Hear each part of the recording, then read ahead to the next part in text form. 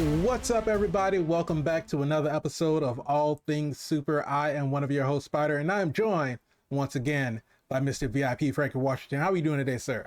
I am infinitely take that word and go infinitely with it. And then when you get tired of saying infinitely, throw awesome on the back of that thing. I am infinitely awesome, sir. Thank you for asking. How are you doing? I'm doing good. I'm recovering from a long week of traveling, but I'm happy to be back on the road again. And I took part of my week out to see this movie that we're about to review.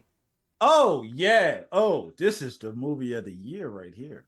It is Sony's Madam Web. It is a movie this year. It is the movie of the year. Well, we're going to talk about Madam Web in a minute, but if you didn't know, this is All Things Super, where every week we take a piece of super-powered movie, TV show, even trailers. We watch them, we react to them, we break them down, we review them, and we ask the question, is it super? Is it? Is it? Is it super? Is it super? We're going to find out. Is it a piece of steaming trash? We will find out. But if you like that, go ahead, subscribe to the channel, hit the bell so you can be notified when we have new episodes that come out. If you want the audio version of the podcast, just search for All Things Super on your favorite podcast streaming platform. And if you want to reach out to us on social media, just click the link in the description below. And leave a comment, because if you do, we'll read it. We will read it. We might even bring it up on the show if y'all not scared of that. You want to ask some hard-hitting questions, you know, we might bring it up on the show. We might talk about it. We might discuss it. We might have a whole episode dedicated to it if the question is good enough. You know what? If it's good enough, make me straighten out my glasses. So get in the comments. Get in the comments and leave some questions. Or an emoji. You might feel a little emoji. Yeah, you might just want to leave an emoji. I can translate emojis.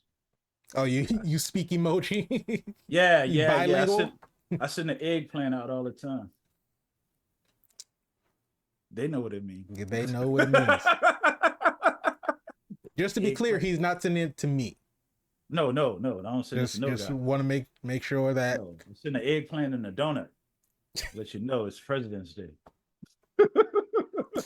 I don't know what President's Day have to do with it, but I'm not going to dive into it any further. Yeah. We are discussing. I'll let you know. As Mr. VIP Frankie Washington said, they've been eggplanting the country for a long time. That's what it means. I'm just saying for the people that didn't know. But as Mr. VIP Frankie Washington said, we are reviewing Sony's Madam Web. The movie of the year. Released on Valentine's Day, 2024. Yeah. Starring Dakota Johnson. Dakota Johnson. Also known from, 50 Shades of Grey. Yeah, the whole trilogy. Shades darker and just whatever the last one was. I think it was. And the only reason I know this is because I looked up our IMDb. The last one was called 50 Shades Freed. Yeah. Okay. So how you want to do it, Spotty? You want to go? You going to?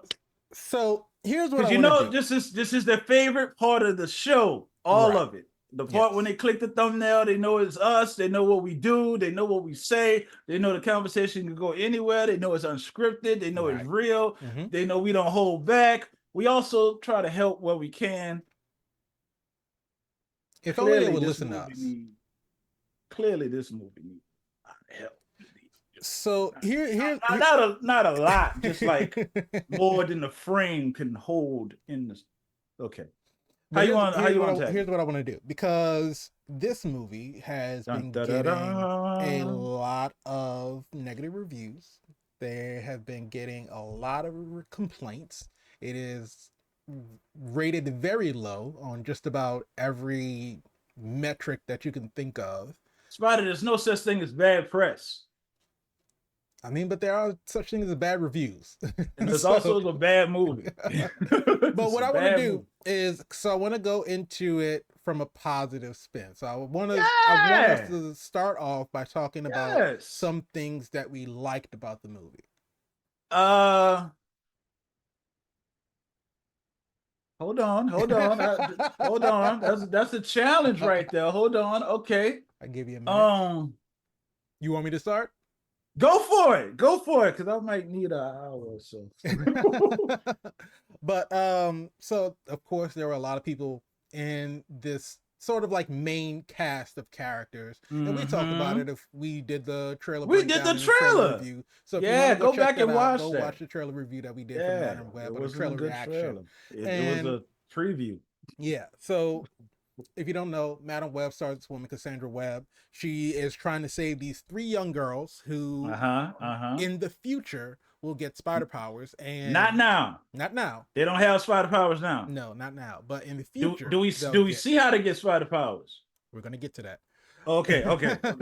But in the future, they get spider powers. But while they have those spider powers, they killed this man, Ezekiel Sims, and he has visions of his death. And so he wants to stop it, and by killing the young girls before they have the chance to get their spider powers and kill him. And so Cassandra Webb is now thrust into this protector role because she's trying to save them, because she can also see the future. But in addition to Dakota Johnson, we have Emma Roberts is also in it. Mike Epps is in it. Adam Scott's in it. So like I said, a very large cast of characters in this film. So I will say that one of the high points for me for this Mike movie. Epps. Well, somewhat. Okay. I feel like for Mike Epps being in the film, he didn't get to really be Mike Epps. No, he was just in it. Yeah, so he kind of just had his cameo piece, and he played his part very well. I will say that. Which is not, unlike Mike Epps. Mike Epps was in Resident Evil. One of them he was in Resident Evil Retribution, I believe. 3, whichever 4, one they were in the desert. 5? I think it was 3. Well, no, he was in the one with the stars with Nemesis. That's what I remember. He had the 2 Desert Eagles gold plated. And then Nemesis, what his name is, the big one. Yeah, Nemesis walked up and approached him, and he dropped them Desert Eagles because he didn't want no smoke. That would be a series to review. The Resident Evil series. They got how long you got? Not we can talk about where it fell off the rails. I'm sure. You killed Michelle Rodriguez. It fell off the rails. That was in the first movie. Fell off the rails ever since. You don't kill off Michelle Rodriguez. I mean, she gets killed off in almost every movie that she's in. She died good. No, they brought her back because they know you ain't gonna kill Michelle Rodriguez off. But Adam Scott, who Parks and Rec, what else is he in that Listen, show go on ahead HBO? And say it. Go ahead and say it. He saved the show on HBO. He carried it. I'm trying to remember the name of the show that he's on. Is it Succession? Is he in Succession? I don't think he's in Severance. Succession. That's the one. I knew it was an S. That's the one I wouldn't have picked. I wouldn't have picked that one. But yeah, Parks and Rec, Severance, Step Brothers. Everybody knows the famous scene from Step Brothers when he's in the car. He's telling them that he paid for his family singing lessons, and She was off note. She was off key. But very great comedic actor. In the movie, he plays Ben Parker. If you know anything about Spider-Man lore, you know Ben Parker is Peter Parker's uncle, fated to die. And it's canon. It's a canon event. It is a canon event, and that is where Peter gets his inspiration to use his power responsibly. Hey, Strider, since you're looking, must also come great responsibility. Since you're looking for positivity, what do you think about him killing that line, that inspirational line? With great power comes great. Oh, he didn't say it. Well, he didn't say it. And also, it wasn't him that said it. Oh, well, it was somebody else, and we're going to get to that as well. But okay, I would say that I think that my favorite character of the movie was Adam Scott's Ben Parker. I think he portrayed his role very well. I think he was very personable. He was very charismatic. In a movie where he didn't get to do much, he still shined. Somebody has to walk away a victor out of this. Somebody does. As the explosion is going on in the background, somebody has to walk out in front, right, and say, "I did what I had to do," and I guess he would be the one. Yes. There's no such thing as a small role or part on the small. What did they say? Performances? I don't know. I don't know either. I know. I've heard the first part. There's no such thing as a small part. I don't know what the only small actors. I think there's talking about shorter people. Small salary. I don't know. There's a small percentage that I don't know. But I'm still waiting for your good. That's it. That's it. Adam Scott. Just Adam Scott. Just Adam Scott. Spinoff. Yeah, Uncle Ben spinoff. I mean, I don't think we need an Uncle Ben whoa, movie. Whoa. We didn't need a Madam Web movie, but we got one. Yeah. And since Sony clearly has to make a movie every 2 years to retain these Spider-Man rights, I can't see them not having an Uncle Ben spinoff. We had a Pennyworth spinoff. We had a Kal-El grandfather show. Yeah, but that was all of them. That was TV shows. We're talking about movies here. Yeah, well, Sony's probably going to get into the streaming game at some point in time. You have an Uncle Ben spinoff. I doubt it. I seriously Michael Scott. I don't think they have a catalog, because like Paramount is working with CBS, so you have shows under that. Then USA and Universal, they're under Peacock, so they have properties under that. Disney has Fox and Hulu, so they have properties under that, and ABC as well. Sony doesn't have anything. Sony doesn't have any tie-ins to any type of cable network channel, so they don't have a catalog of shows that they can pull from to put on their platform. They got speakers. They have speakers. They have cameras. What is that going to do with your streaming service? Well, you can record it and then license it out. There you go. Yeah. So they're gonna be a YouTube Premium. Look, show of hands for all the people that was wanting a Madam Web movie. Show of hands. Let me see. Let me see them. I'm not seeing. I'm sure they got a couple of hands out there. No, I don't see any hands out there saying that they wanted a Madam Web. Listen. As far as a Madam Web origin story, here's my positive. There it is. There's your Madam Web origin story. If you ever wanted to know how Madam Web came into existence, you now have an origin story. Are we finished with the positivity spin? Drastically removed from the origins in the comics. Oh, 100%. They went off on their own. Yes. And did exactly what they wanted to do. And which, I mean, they pretty much did in all of their Sony Spider-Man universe films. Here's the issue. Somewhere along the line, Marvel and Sony decided to play together for the simple reason that after the first trilogy of movies, I won't even say that. I'll say Spider-Man, The Amazing Spider-Man 2 is probably when it started to kind of go off the rails. We can accept Tobey Maguire's Spider-Man 3 for what it was. It really wasn't as bad as people think it is. It was bad because we saw Spider-Man in a different light. Plus, he started doing these weird dancing things, but they blamed it on the symbiote. So, context, story-wise, okay. But to us, as the audience who grew to love the Spider-Man, we wasn't trying to hear that. I mean, because the symbiote, if anything, it makes the wearer more aggressive, more protective of itself, not emo, not emo, eyeliner, not, start yelling at your landlord to fix the goddamn door. No, I can understand that because that was being aggressive. What I don't understand is the disco dancing through the streets. That was just unnecessary and uncalled for. Somebody had to do it. No, nobody had to do it. John Travolta did it. John Travolta did it because his movie was about dancing. Yeah. Are we finished with the positive? Yeah, we finished with the positive. Okay, so here we go. Let's talk about this trash dumpster fire of a movie. This movie was a movie of the year. No, it was not. Unless you're talking about the Razzies and all those if you need a reason to accept the fact that you have no idea what you're doing in a movie, or you just do a movie together so you can retain the right to serve this purpose. But not. I'm glad we're getting into this, brother, because this movie is not great, but not the reason that other people may be thinking it's not great. I think our opinion on this take of the movie may be different from the whole internet. So we got Dakota. Well, we got Dakota and her monotone tone throughout the whole movie, like really no emotions throughout any of it. Complete lack of energy. Just boring delivery of every line. Just right. Hey, son, you're supposed to be in the forest. What are you guys doing? He's going to kill you.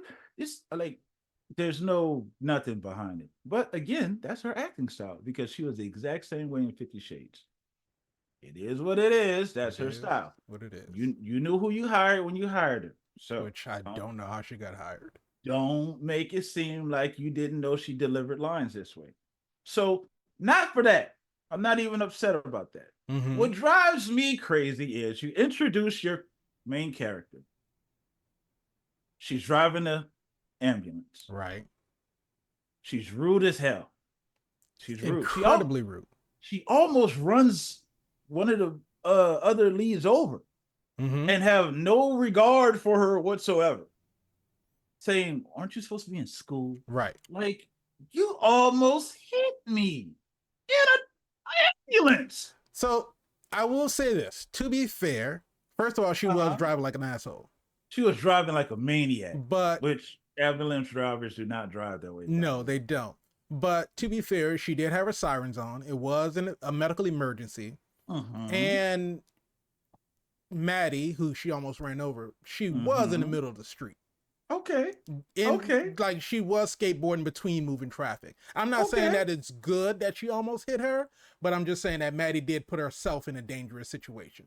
My issue is the protagonist is an asshole. Yes, the protagonist is an asshole. When the young boy who they saved the life gives her a picture, she's like, I don't want that. Like, what am I supposed to do with this? Right. And you're so disinvolved because you had no mother? Is that what you're saying? Because she was raised in a foster system. She doesn't. It's like, how do you grow up? Because clearly you had to go to school, elementary, high school, college. You had to get some type of certification to become an EMT. And, I'm not saying that she had to necessarily go to school to become an EMT, but she had to get some kind of certification. Oh yeah, there was some interaction with people. You have to. There's of course social interaction to become an EMT because you have to do life-saving techniques. I know you have to learn how to, administer an IV drip. That was one thing that we had to do in the military. You have to learn how to put an IV into somebody's arm, and you have to learn how to do CPR. Yeah, well, they could do CPR on the dummies, but the CPR in here was horrible. From somebody that's actually classified at knowing how to do CPR and trained to do CPR. I'm looking at that, and that's an insult to me because that can't save a life. It really is. But you have to have some sort of social interaction throughout your lifetime to get to where you are as an EMT. And another aspect of being an EMT is that you have to be personable. You're supposed to be able to, what's the word that I'm looking for? De-escalate the situation. Of course, some type of bedside manner or something. If a person is freaking out because they broke their leg or, they have some type of injury, you're supposed to be there to help them calm down, to reassure them that everything's going to be okay. Right. And I feel like she's sure like, at some point, at some point you have you're bleeding on me. And for her to be like, I don't know what to do with it. And Ben is like, you fold it up and put it in your pocket, and if you don't want it, you throw it away somewhere where the kid is not. And then on top of that, for her to try to fold it, she's like, I can't even fold it. It's like cardboard. It's a piece of construction paper. But turn around and keep it. You put it right in your memorabilia box. Like, you're not true to your character. You're losing me. Yeah. Okay. So Ezekiel, right? Right. Understand. Madam Web's mom is in the jungle, and we don't get her motivations till later on. That's actually a good part of this movie because she said, "I will not accept what you're telling me. I'm going to find a cure for this." Right. Because my daughter needs me. Yeah, and so it does give us it does make us ask the question, like, why are you in the middle of the Peruvian Amazon while 9 months 9 months pregnant? And like they were telling her, it's like, you need to stop, you need to slow down because the baby's kicking, the baby's about to come. And you're like, oh, she's really determined to get me to stop working, but I'm determined to find this spider. And it was like, why are you so hell bent on finding this spider when you can just, have the baby and you can come back after the baby is born? So like you say, it was a good sort of misdirect for us to see in the end as to why she was movie of the year. So adamant. No, stop it. Why she was so adamant about finding the spider. How can you not get behind a mother looking for a cure for her baby or herself to live for her baby. I don't know. It was kind of I don't know. It was muddled. It was one of them was sick that needed a cure. The baby would have been sick and would not have had a high probability of, I guess, surviving after she was born. She was something. She was like, she didn't, I don't know. Something was going on. And the soup wasn't the name cooking. of the disease. But the mom was pretty much an asshole too. But within reason, because she was determined, but she didn't have to be an asshole. So I guess we got a lineage of assholes in the bloodline. Quite possible. But here's what I wanted to say. Oh no, go ahead. Spike. No, I was gonna say just pretty much all of the characters in this movie are assholes, except for Ben. And lovable Ben. And Mike Epps' character. Just about everybody else was assholes. Well, they had to kill them all. Mesenteria gravis. Oh, that sounds like a made-up word. That's the name of the disease that she had. Miss who? Mesenteria gravis. That sounds like a name for a Latino lover. A long-term neuromuscular junction disease that leads to varying degrees of skeletal muscle weakness. The most commonly affected muscles are those of the eyes, face, and swallowing. It can result in double vision, dripping eyelids, and difficulties in talking and walking. That explains why her tone is so monotone and her facial expression doesn't change. It makes sense now. No, it doesn't. It really doesn't. But one of the things, since we're in the jungle right now, one of the things that I was so confused about is when Ezekiel turns, when we get his villain turn, and he's trying to. I swear you read my mind, dude. It's like we're telepathically linked. Go ahead, I'm gonna let you finish. Well, when he's trying to take the spider, and he pulls out the gun on Constance, who's Cassandra's mother. The camera techniques that they used in that moment. It was like The Office. Like they decided to use handheld cams and started to do like the push zoom, like whenever Jim or Michael stares at the camera because something funny is happening or somebody just said something ridiculous. And so, they stare at the camera and it just like punches in. Yeah. And they started doing that. And I'm like, why? Director's choice. It made no sense, but then they didn't do it for the rest of the movie. It was literally for that one moment in the movie. After she got shot, they never went back to that again. Yeah, director's choice on that one too. Here's the question that I'm going to ask about Mr. Ezekiel, right? Clearly, you're taking photos of these docs and her notes and all of these things. Oh, yeah, with this little mini spy camera. Of course, you can't. You can't bring a regular size camera because everybody has a regular size camera. Your camera has to be a mini spy cam to show intent that I'm doing something nefarious. Yeah, there you go. That's the word I would have said if I could have. So after you decide that you're going to, because I can understand she's on my spider. So now it's the thing.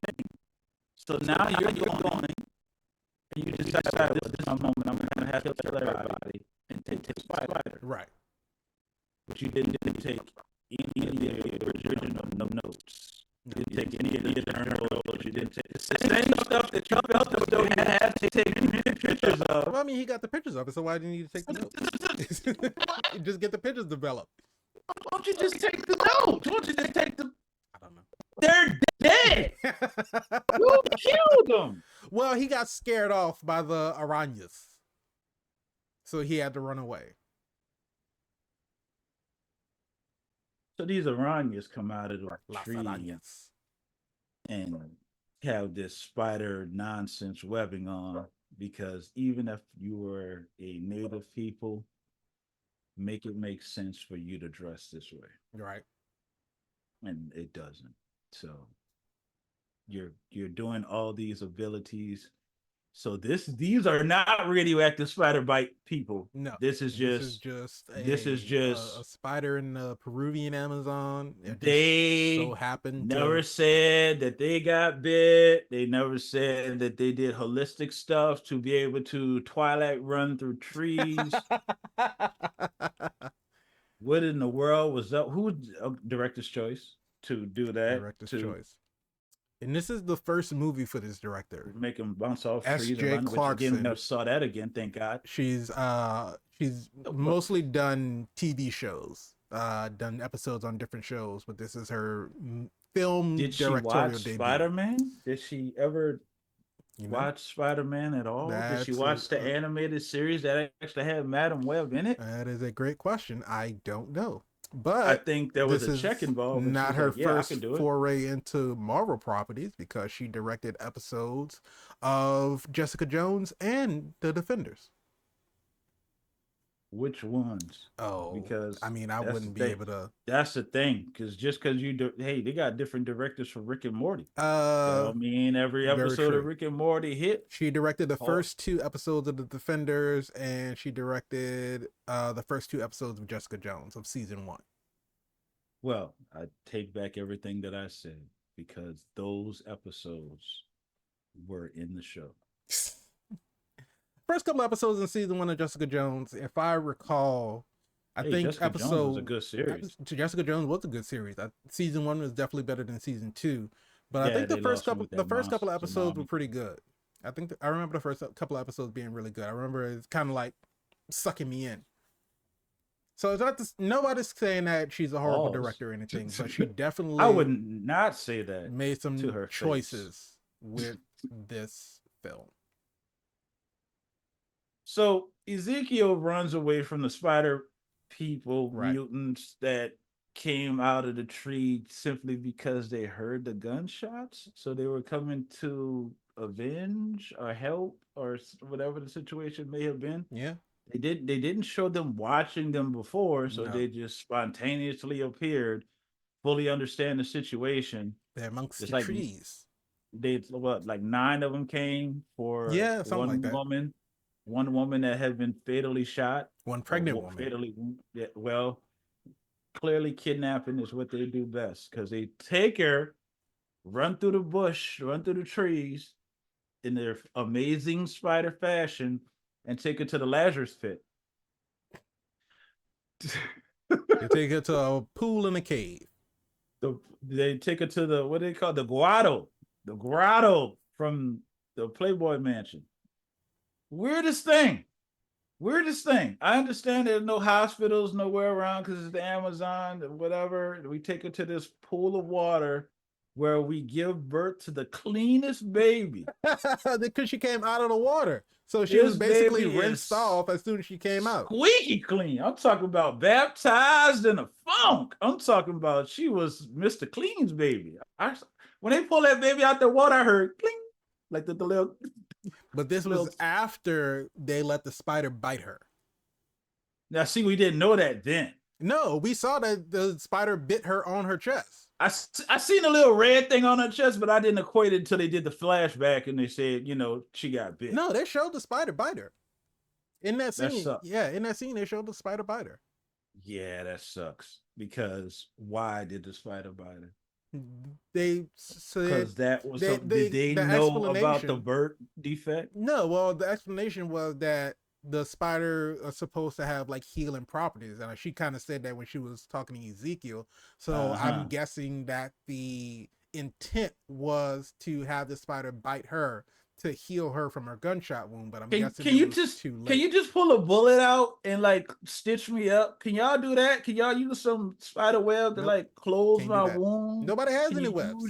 No webs in this movie, except the last name Webb. Craziest thing to see all these spider adjacent individuals. Not one person swings like Spider-Man. Because I mean, the thing about it is like that when Peter Parker got bit, comic accurate, Peter Parker got bit, he created his own web shooters. That's right. And it wasn't necessarily from, inspired by anyone else or anything like that. But, so any spider people before him wouldn't have those. And I mean, this was what, 1973 when she got bit? They didn't have that technology back then. Also, these fucking title cards for these locations and years are just so bland. Like we've seen in the MCU, like when they're going to in Endgame specifically, when they're going to all of these different time periods. They go to New Uh-huh. York, and it's like all the action New is York. going on, and you just see big on the screen. Boom, New York, 2012. New York. There you go. You know, So and you it's can know like where you at. they what time it is. they just in this one they just faded to black, and they were just like, oh, 1973, Amazon jungle. By the way. Yeah, and then they get to New York. Afterthought. Oh, fade to black, New York, 2003. It's like, okay. Hey, since we're talking about casting, I know we're not, but now we are. Why do we not cast more of an indigenous Amazonian person for this Amazonian shot? Because when we come back, that guy that was supposedly I don't know his name, The one that was supposed spider, to be waiting spider for leader. Yeah. Santiago. So you just stopped your whole life to hang out. So this woman came back, had no idea what she would look like, had no idea. You just like, I promised your mom I was gonna be here when you came looking for answers. Yeah. Well, I mean, he's Mexican. How did the baby get out of the jungle in the first place? I mean, I don't know. Did we just pack her up? They delivered her to a hospital. Fire station? I mean, because she had a Peruvian birth certificate, so she had to get to a hospital at some point. She could never be president. I want you to know that. No eggplant donut emoji for you, Dakota. But yeah. So at some point, I don't know if she was in the foster system in Peru or she was in a foster system back in the U.S., but somehow she got from Peru to New York. I don't know. Well, you won't know because they won't take that opportunity. Never tell you. Never mentioned. None of that's important. We're now in New York and we're running over kids and being really aggressive and asshole to kids. That's what we're doing, and this is who we're supposed to root behind. We're supposed to follow her. So, not only that, Ezekiel's having these nightmares that he's going to be killed by these spider people, which again, the paradox is anytime that you're trying to prevent something from happening, you're the one that caused it to happen. Right. So if you would have not even started looking for these ladies, chances are they would have never came looking for you. Right. Which you changed your future because they didn't kill you, but you still died. Right. But if you would have left well enough alone, talking about you done acquire so much money, how do you acquire all this money again? I'm guessing because of the selling mini cams, selling mini cams on selling mini Amazon. Photos. Hey, don't have a regular size photo, have a mini photo. Right. One of a kind mini photo. Somewhere along the line, he just got this mass wealth. He just got really wealthy. And decided that he's going to start sleeping. Well, he had a Zemo type plan. He was going to infiltrate from the inside and sleep with these. If the point was to get the information, and she was given the information, why did he have to kill her again? Oh, that's because he just touches things and his hand is toxic. Yeah. Where did that come from? Oh, he got the spider and that bit him. Right. And that's what happened. He now has toxic hands. Yes. And Spider-Man abilities. Well, he can leap really high. He can leap and he can crawl on walls, and he's strong. He can get hit by a car and get back up. He can choke pretty much every woman he come across. This movie hates women. Clearly. Just about every woman that he came across got choked out at some point. Oh yeah, he had a checklist, like choking you. And how many times did we have to see those young girls die? They died like 3 separate times in a movie through different visions. So, even though she's starting to have these visions, well, we haven't gotten there yet because she had to die first. Listen, if I'm in a car and I'm teetering over, right? I'm about to fall off the bridge. I don't really need explanations about what you about to do. Just go ahead and get me out. Now, it's amazing that her bedside manner comes into play now and say, I'm going to cut your seatbelt. You're going to fall. You're going to hit your head. I'm going to take your wallet because you're not paying attention. And then my buddy's going to pull you out. Yeah. Great. Also, with this scene, totally different dialogue than the trailer. Because the trailer was very deadpan, very monotone. And this scene in the actual movie that actually had some kind of urgency to it, which you would imagine that you would need because this car was about to go off over the bridge. And also, it didn't even show that the car was going off over the bridge until it went off over the bridge. Yeah, it wasn't teetering. It was actually very secure. Yes. So I was like, oh, well, it's secure. Oh, no, it's going to go over the bridge. And she just got sucked in. Well, you had to have that correlation with the web crack in the windshield to let you know that she was Madam Web. Yeah, there's a lot of web cracks. There's a lot of bird. The bird cracked the window. It had to make a spider web. And then, listen, it's Madam Web. So you're going to get these good web cracks for no reason. It's a director's choice. It's a director's choice.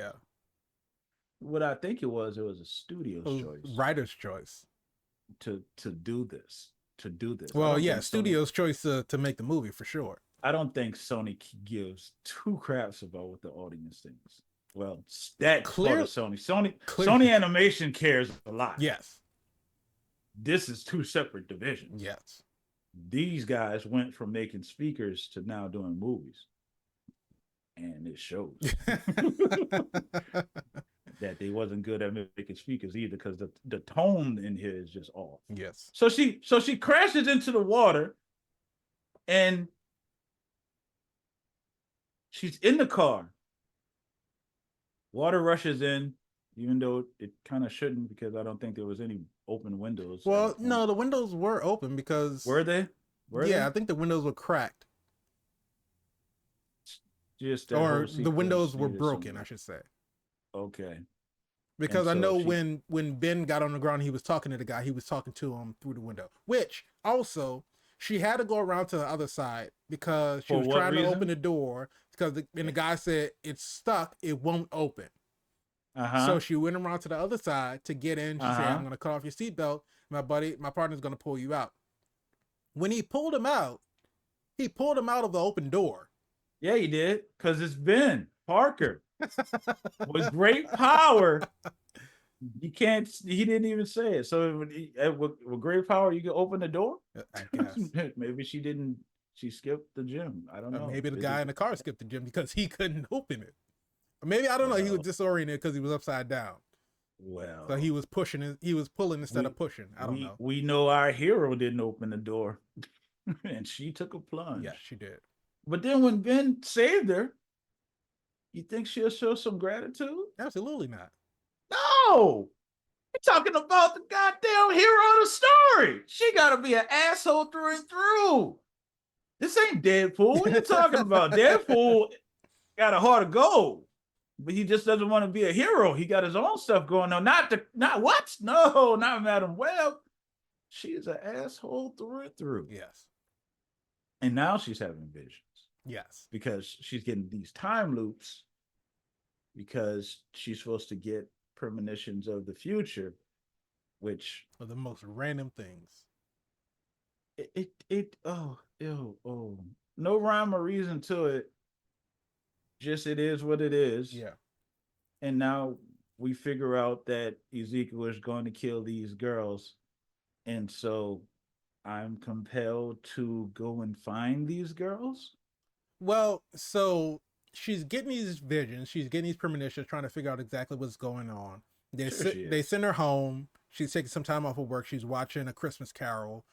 Scrooge is talking to the ghost of Christmas future. We get the bird flies into the window, and at that point, she's in the mindset that there's nothing you can do to change the future.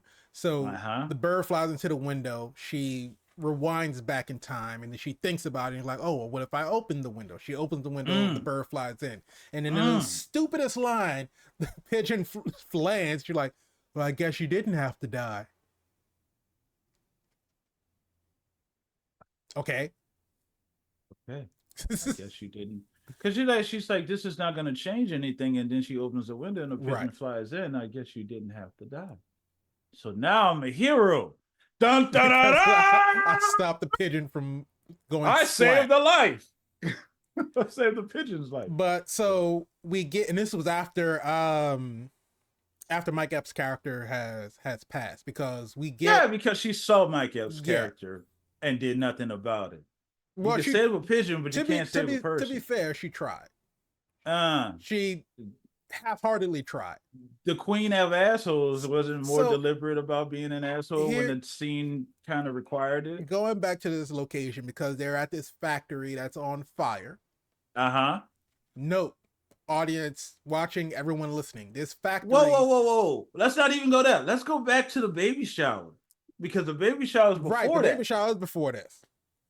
So we, even before that, before they got this call to go out to the accident on the bridge, Ben and Cassie are sitting in their break room. They're eating Chinese food. Ben says, "I finally met someone," and Cassie is like, "Oh, well, what's her name?" And Ben says nothing. And so that means to Cassie, "Oh, it must be serious then." They're like, "You two are partners. Why wouldn't you tell her who you're seeing?" I don't trust that. Trust that at all. He knows she has. But so in their conversation, Ben tells her that his sister-in-law is pregnant, of course, and they're about to have a baby shower, and he thinks that she should come. She said, "I don't want to come because they're going to rope me into doing baby shower stuff." He's like, "No, they're not going to rope you into doing baby shower stuff." Normally what happens at a baby shower. So they get to the baby shower. Cassie walks up, and in the most egregious product placement in this movie, of course, oh my god, she asked for a drink. Product placement. She asked for a drink. Oh my god! And Ben gives her a Pepsi, and she was like, "Well, I was thinking about something, a little bit more adult, like a beer." He's like, "Listen, you died. You need to take it easy for a little bit, so you have Pepsi." 3 minutes. And so throughout the rest of the time that she was at the baby shower, one, she never opened the Pepsi. And two, she held it like, if the label that says Pepsi is right here, she was holding it like this the whole time. Like, she didn't know how to hold a can. And she's just holding it with the Pepsi can in her lap. And just so you can see Pepsi. Spider, she died. So when you have a death experience or a near death experience, that makes you hold your certain kind of ways. You gotta hold it, because Pepsi needs to be seen. God. So she gets to the baby shower and she's outside. They're having a barbecue. Mike Epps is on, because his name is O'Neill. O'Neill is on the grill and he's flipping burgers and he's squishing the burgers, and she's like pissed that he's squishing all the juice out of the burgers. And they keep flashing back to the grill, because every time he squeezes the burgers, flames go up. Yeah. So flame broil, baby. Yeah. I don't know if this was supposed to be foreshadowing that they were going to go to a fire, but if it was, they never explicitly connected the two things together. But they kept going back to the grill and the flame shooting up. So Cassie gets there, the women come out, they're like, "Hey, Cassie, you're here. This is so-and-so, this is so-and-so." She's meeting all these women for the first time. "Come on in, we're about to get started. We're about to have games." And so Cassie looks at Ben, and Ben was like, "Well, I guess they did rope you into this." No remorse. Right. No remorse at all. No. But so she gets in there and she's meeting everybody. She sits down and start playing the games. There's a game, write on a piece of paper, what's your fondest memory of your mother? And so they're going through it. They read one. "Oh, well, when I was a kid, my mother used to cut the crust off of my peanut butter and jelly sandwiches." Right. And Mary Parker. Very motherly thing to do. Mary Parker reads it. She's like, I don't remember the woman's name, but she's like, "Is this you?" And she's like, "Yes, that's me." I'm like, how would you know? There's no way that was her. Like, doesn't every person's mother at some point in their life cut the crust off their sandwiches? And why is that your fondest memory of your mother? Your mother ain't shit. She didn't do nothing else for you besides cut the crust off your sandwiches. thing. Shit. Let me just go ahead and throw that out there. But the next thing she pulls out is a blank piece of paper, and she's like, "Oh, well, I think there was a mistake. Somebody didn't write anything." And Cassie's like, "Oh, no, that's mine." Yeah, you're gonna bring attention to it because you want people to do what? Feel something for your situation. I'm like, why not just don't put a piece of paper in at all? Thank you.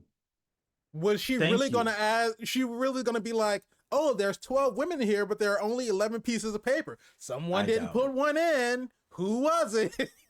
Just don't. And that's what you say. That's me. Yeah. I don't want to participate. Right. You don't have to go into this horrible backstory at a baby shower about how your mother died and died during childbirth. No, well, that's the most. Not that dying during childbirth is common. Well, she said, "Oh, well, dying during childbirth is rare." Well, not that rare. Oh, but my mother was in the Amazon because she wasn't anywhere near a jungle, so that's why she died. It was like, just shut up. I was sitting there. Read the room. Like, what are you doing? Like, shut up, just shut up. You're horrible. And we're, as the audience member, supposed to be rocking behind you, right? Like, give us a reason. You're supposed to be the savior of this movie. We're supposed to have faith that you're going to keep these girls safe. You're horrible. You're horrible to kids. You're horrible to people. You're horrible to mothers. You're horrible. You're horrible. Why would we want a champion behind you? I will say this. One of the funny things that it was very subtle and probably was gone unnoticed. They were passing around food, like little, hors d'oeuvres or whatever. Oh, no. I saw that. Go ahead. Well, I'm just saying it was, it was something subtle that some people might not have noticed it. But so they're passing around hors d'oeuvres. And so she takes a bite of one. Clearly she doesn't like it. It was sliders. It was sliders or meatballs or something like that. And so she bit into it, juice in it. Didn't like it. It just squeezed all the juice out of it. And so she spits it out.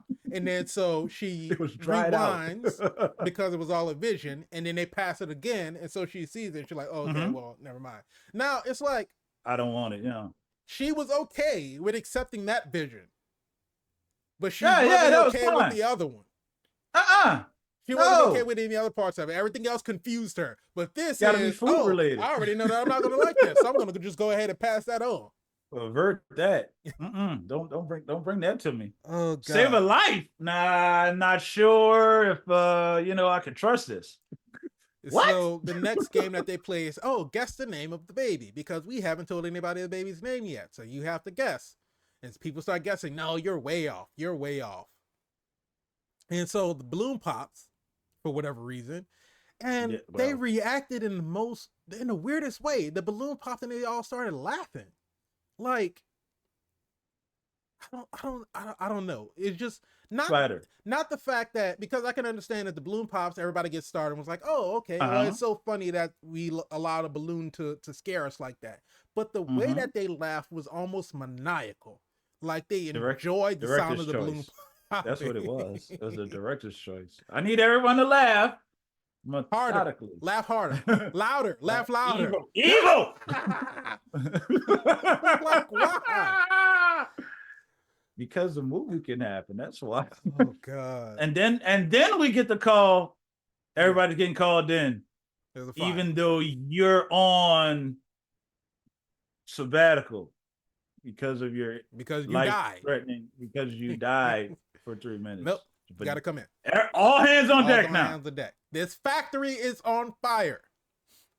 This factory that we only hear from O'Neill say that we knew this was going to happen. This place is a death trap. But so we get some more, flash forwards, flashbacks. Fucking Cassie is doing chest compressions on a guy for what seemed like half an hour. Because she was doing them ineffectively. That's why. That CPR was horrible. She was doing all kind of... Her attention was in 20 different places while she's trying to do chest compressions on this man. Please don't put her on me. But I guess Gaines said that she brought him back to life. I think he just woke up. He was like... He was like, seriously, I was taking a nap. Because oh my God. He literally... He woke up and she's like, "Sir, you're fine." He's like, "Yeah, okay." And they get ready to get up and go walk off. No additional medical attention or nothing. You good? Go ahead and go to the store and get you some groceries. I got you. God. Look, in the midst of all of that, they put out the fire and O'Neill tries to go in. They won't let him in. So he's like, all right, well, I got to go do something else. So he's going to go drive. What was something else? What was something else? What was like it? Why all did your attention and all your men are here. Like, why are you leaving? Right. And why do you need to take the ambulance to leave? Don't the chief normally have like a separate vehicle? A car. Make it make sense, movie. So he gets in the ambulance, he leaves. This is after while she's doing chest compressions on the guy, she sees her chief dead, blood all over her hands. And so she goes and she's trying to stop him. She was like, well, maybe you don't have to go. Maybe I should drive. And he's like, no. And so he gets in the ambulance and he drives away. He gets about a half a block. Gets to the end of the block to the intersection, and a dump truck comes out of nowhere, crashes right into the ambulance. Here's the thing. After the accident, after Cassie breaks down because she's like, oh my God, I saw him actually die and I knew he was going to die. Because then she goes and tries to save him. What about the 3 visions you had before this? I don't know. But she goes, again, tries to save him because any accident can be saved by doing chest compressions. That's our only trick that forget what great power comes great responsibility. From any accident, CPR can save you. He might have internal injuries. Apparently he was bleeding internally or something because her hands were covered in blood. But chest compressions. But that's all you need. So when they pull out and do this wide shot, and it shows where the dump truck was coming from and where he hit where he hit the ambulance. Right. This factory is basically next to a pier. They're right on the water. They're right next to a river. That dump truck probably had about, I don't know, maybe a good 20 or 30 yards more before just going straight into the river. There's no reason that dump truck to even go that way. Well, not even necessarily go that way, but been going that fast. Because had the ambulance not gone into the intersection, that dump truck wasn't slowing down. They wouldn't have been able to hit the brakes and stop before they went off Mike Epps is a hero. He stopped the suicide. That's what he did. He stopped that truck driver from killing himself. Stopped the suicide. That's what he did. Oh my God. Fallen hero, fallen soldier, Mike Epps. So Cassie goes home. She's laying on the couch. She's depressed. She's upset. She though? Ben, I really don't think she cares at all. I don't know. Ben calls her. He's like, "Hey, the funeral, is this weekend. It's up in Jersey or wherever the funeral was, somewhere where she had to take a train to get there." So it's like, it would really mean a lot to the wife if you showed up. And I'm like, would it though? Because didn't at the baby shower you didn't even know who that was? You were like, y'all met for the first time at the baby shower. First time. And it would mean a lot to her for you to show up. I don't know. I guess because it would mean a lot for the entire team to show up or something. I don't know. But so Cassie didn't want to go. So she should have not went. She should have not. That's what she should have not went. The bird hits the window. She's like, "Oh, rewind, open the window, birds fly through." I guess she didn't have to die. I guess I could make a change. So maybe I should go to the funeral because I could change. I could save a life. I think it's a little bit too late for O'Neill. You might want to go a little bit further back in time and fix that one. But so she gets dressed to go to the funeral. Gets on a train. Hey, did you know Madam Web rocked that, red blazer leather jacket that she has to have all the time? Did you know that was essential to Madam Web? Before she lost her sight and her paralyzed, she was fashioning forward with a red leather blazer. But and I don't want to go through this whole thing. But long story short, don't have to. At the same time, she's on the subway. She's having visions of these girls getting attacked. And she's thinking to herself, well, I can stop it. Right. And I can just warn them and get them off the train and everything will be saved. Life. Yeah. But how do you explain why you're telling these 3 girls that they need to get off the train? Of course, she can't explain it as possible because I can kind of see the future. You're like, okay. So couldn't Raven Simone, and that's so Raven. And we see how all of her situations turned out. Every single time, it went bad. Way better than these. Well, yeah. Well, at the same time, so she does that. She tells the girls that get off the train because this guy is trying to kill you. And again, I'm going back to what you said. How many times did we have to see them? Right. Get strangled get choked. Because no, that was in a diner. Slam. That was in a diner. Well, in the diner and on the train. Well, no. I'm saying I was like they all got choked, but in a diner he actually like Julia, he like snapped her spine, like he just broke her in half. Yeah. So he had to change it up a little bit from the choking. She got choked and then tossed. Well, yeah, that's true. He was on a choking frenzy. Yes. He choking anybody that had their neck out. He's like, you got a neck, you get a choke, you get a choke. He was just choking random people. Listen, I understand there's a guy coming, right? Come with me if you want to live. Right. That's iconic line. Terminator 101. Some shit about to go down that you don't know about. I don't know you. You don't know me. Come with me if you want to live. Right. You have my interest. I may not go with you immediately, unless you had a gun. That's different because that's the motivational factor. But the way she convinced them is she took Maddie's skateboard. So naturally, Maddie had to chase her off the subway.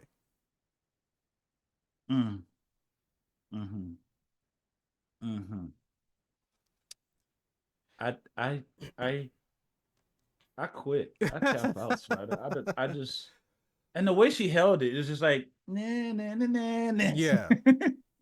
Like, this is the guy that's trying to kill you, but I got your skateboard. Exactly. Follow me.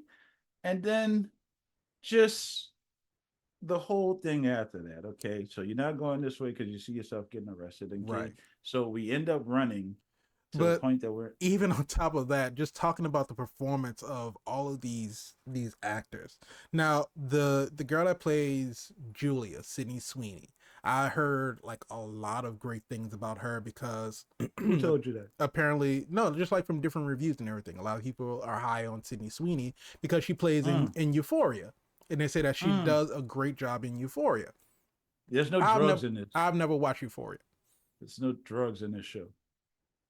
Euphoria is about a lot of drugs and a lot of teen-related things. But okay, I got you. Yeah. I never watched it either. I read the synopsis. So they say that she's does great in Euphoria, so they were looking forward to seeing her in this role in Madam Web. But so Julia, while Cassie is trying to take them away, Julia yells, "Help! She's trying to kidnap us." And Cassie's like, "Shut up." She's like, "Why would you do that?" And she's such the hero. Yeah. So in the midst of the cops coming to check on them, Ezekiel comes out in full spider suit. No idea when he changed. No idea where he got the suit from. What? Because why do you even have the suit? Like, why does it? And here's the thing. How did you make your money? Are you robbing people in this Spider-Man suit? But the thing about it is, for whatever reason, they decided to have Ezekiel just not wear shoes. Anytime he's dressed in plain clothes, he doesn't have shoes on. Now, if you Google, I didn't catch that. I didn't see that. Yeah, he's walking on the subway. He's walking on the train. Right? He doesn't have shoes on. He's walking to get in his car when they're at the diner. He doesn't have shoes on. You know, anytime he's going after them, he doesn't have shoes on for whatever reason. No shoes, no socks. Can he not just barefoot? Can he not afford shoes? Clearly, he has shoes because when he's in his suit, he has boots on. But if you, and just to show like the base understanding of who these characters are when they made this movie, if you do a Google image search on Ezekiel Sims, you're going to see the character, and the character doesn't have shoes on. So it's like they took that and they saw it. Okay, that's Ezekiel Sims. Clearly, he doesn't wear shoes. So they just ran with that and said, "Did he wear shoes in Amazon?" I guess he did. Maybe it was after he got bitten by the spider. He decided not to wear shoes after that. I don't know. Yeah, but anyway, he didn't have fashion altering spider bites is tight. Yeah. He didn't have shoes on when he was walking on the train.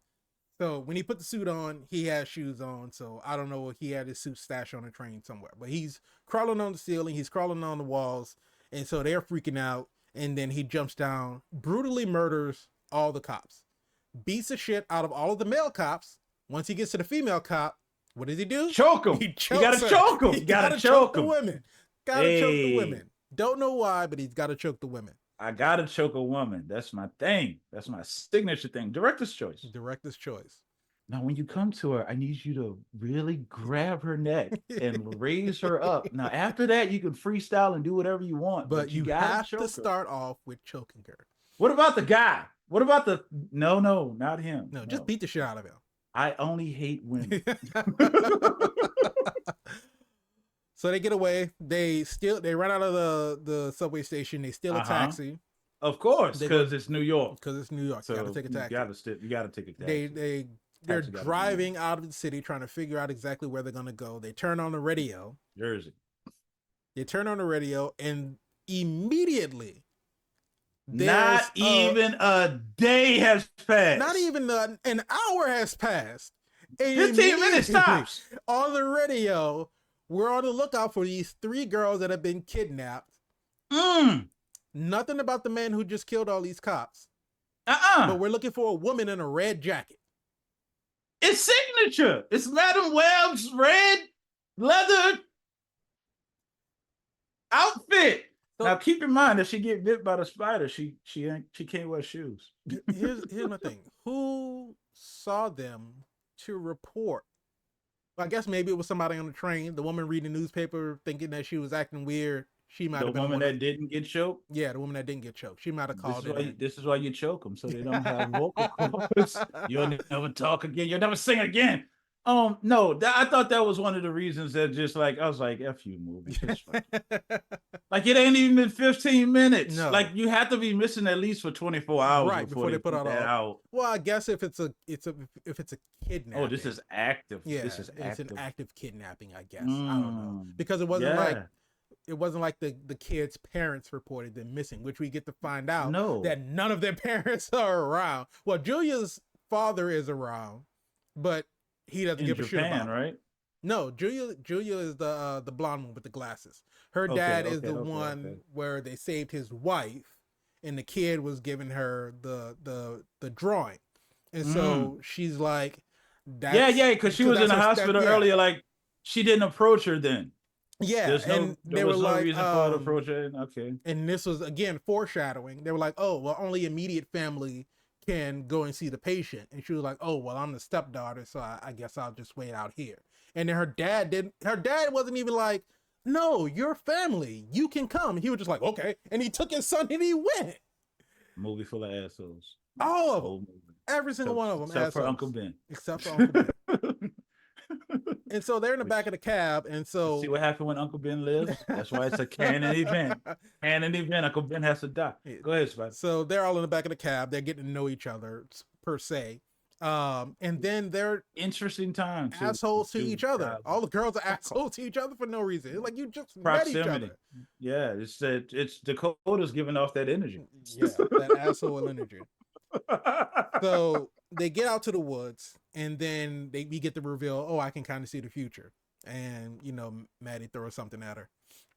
And she's like, well, you didn't see that coming. Well, it doesn't work like that. So they get to talking. Nobody knows. Because we don't know. We don't know. She don't know. She don't know. But so they get to talking and all this other kind of stuff. They find out that all of them can't go to the police because Anya's dad got deported. Well, no. We don't get that until they get into the motel. Do it? See, in the motel they go to, because the great hero of the story decides that she's over it. She doesn't want to protect anybody anymore. So she's like, I'm gonna turn you to your parents, and then we get the reveal. So she was like, we can turn you to the police, and then that's why we get the reveal of everybody's little story. Got deported. Maddie's parents regret having her, so they're just spending a year-long stint in Shanghai and don't want to come home. So she's been living with the housekeeper, and apparently they found out that so Maddie is dressed like a skateboarder, baggy jeans, crop top, right. And so when they're out in the forest, Cassie's like, stay here, stay in the woods. I'm going to leave you. I'm going to leave you alone in the woods for 3 hours in the woods by yourself or more. Stay here. Don't with move. No rations, no telephone, with nothing. I'm gonna just leave. Just stay here. A bag of jerky from the glove compartment of the taxi cab that had 5 pieces of jerky in it. This is all you have. I'm gonna be back. This is our hero, ladies and gentlemen. This is the person we're supposed to be rooting behind. Oh God! But so while the girls are in the forest and and Maddie is like, I'm hungry. You're not gonna like me when I'm hangry. I saw that there was a diner up the road. Let's go find it. We can go, get something to eat. And Anya's like, oh, are you going to pay for our food with daddy's money? And I was like, they had never talked about her parents or what they did. She's not dressed preppy. She doesn't act preppy. So there's no reason, no inclination that Anya should have had. Well, not even for her to be an asshole, but to know that she was wealthy. Right. No, nothing. Nothing gave that away. I don't know. They get to the diner. Maddie says she's going to order one of Maddie says she's going to order one of everything because she's so hungry. I'm thinking that made no sense. Thinking that was just figure of speech. I'm so hungry I can eat a horse. People say that. They don't mean that they're going to actually go out and eat a horse. They want Mr. Ed. No. We get to the diner. Maddie has literally ordered one of everything. She's sitting with like does not eat it. 7 plates in front of her and just taking a bite out of every different thing. The waitress brings out some more stuff and she's like, just keep it coming. I'm like, do you have a tapeworm? Do you have like something like physiological? Because remember, you're not bitten at this point in time, so it's not like you have a higher metabolism and you gotta feed your metabolism because the spider venom is making you hungry. This is just you. Wasting food. Exactly. If you took 2 bites out of stuff and then you're done, now you're dancing on the table. I guess, when you come from money, you don't take value into the little things. I don't know. But so nobody else was eating either though. Well, I think Anya and Julia had just got their food. And so while they're about to eat, Julia's making eyes at some high school boys that are sitting in a corner. Yeah. Midtown High on her shirt. Of course. That's where Peter Parker went to school. And so she's looking at them, they're looking at her, and Maddie is like, go talk to him. And she was like, no, I can't. We're supposed to be keeping a low profile. So Maddie is like, fuck that shit. So she gets up, ties Julia's shirt into a sort of a crop top so she can show a midriff. A little skirt. Yeah. And so like, go talk to him. And Anya doesn't protest, doesn't say anything. She's like, this is dumb. But they go over there, they start talking to the boys, they start dancing on the table. One, what sort of establishment just let teenagers dance on their tables and nobody says a thing? Nobody says anything. I don't know. I have no idea because everywhere else you'll be on the internet going viral, I guess. Well, this was 2003. Nobody went viral yet. Because Britney Spears' Toxic comes on the radio and the DJ on the radio is like, I have a feeling that this song is going to be a hit. So Toxic comes on and everybody loses their fucking mind. Hey, it's Britney Spears. They're dancing on the table. This is before she was dancing with knives, okay? This was back when, she did it again. Yeah. This was her second, third album or something like that when Toxic came out. Something like that. So they get Anya to start dancing on the table. All 3 of them are dancing on the table. And so while they're making a fool of themselves, Guy gets a newspaper. They're already in a newspaper about being kidnapped. Yeah. News travels fast around here. This is in the evening of the same day that it happened. News travel fast. Bugle, we got a fresh take on this kidnapping thing. Daily Bugle got a reputation of getting the news out quick. So the guy calls into the police. He has to. He's like, hey, I think I have your kidnapped girls here. So the police put out a dispatch. Hey, of course, any cars in the area?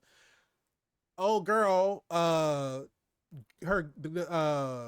Ezekiel's girl in the chair. Because she's the one working with all the technology. She has all the NSA technology. She's incredible. She's tracking all of the through surveillance, through cameras, through street cams. She could control the lights. She could do everything. Right. So why do you need to find these? You got somebody in a chair that could do everything. Right. You can literally, when they are trying to get to the hospital because Mary's going into labor, if you can change all the lights to be green, you can get them into a traffic accident. You don't even have to go after them. That solves the problem right there.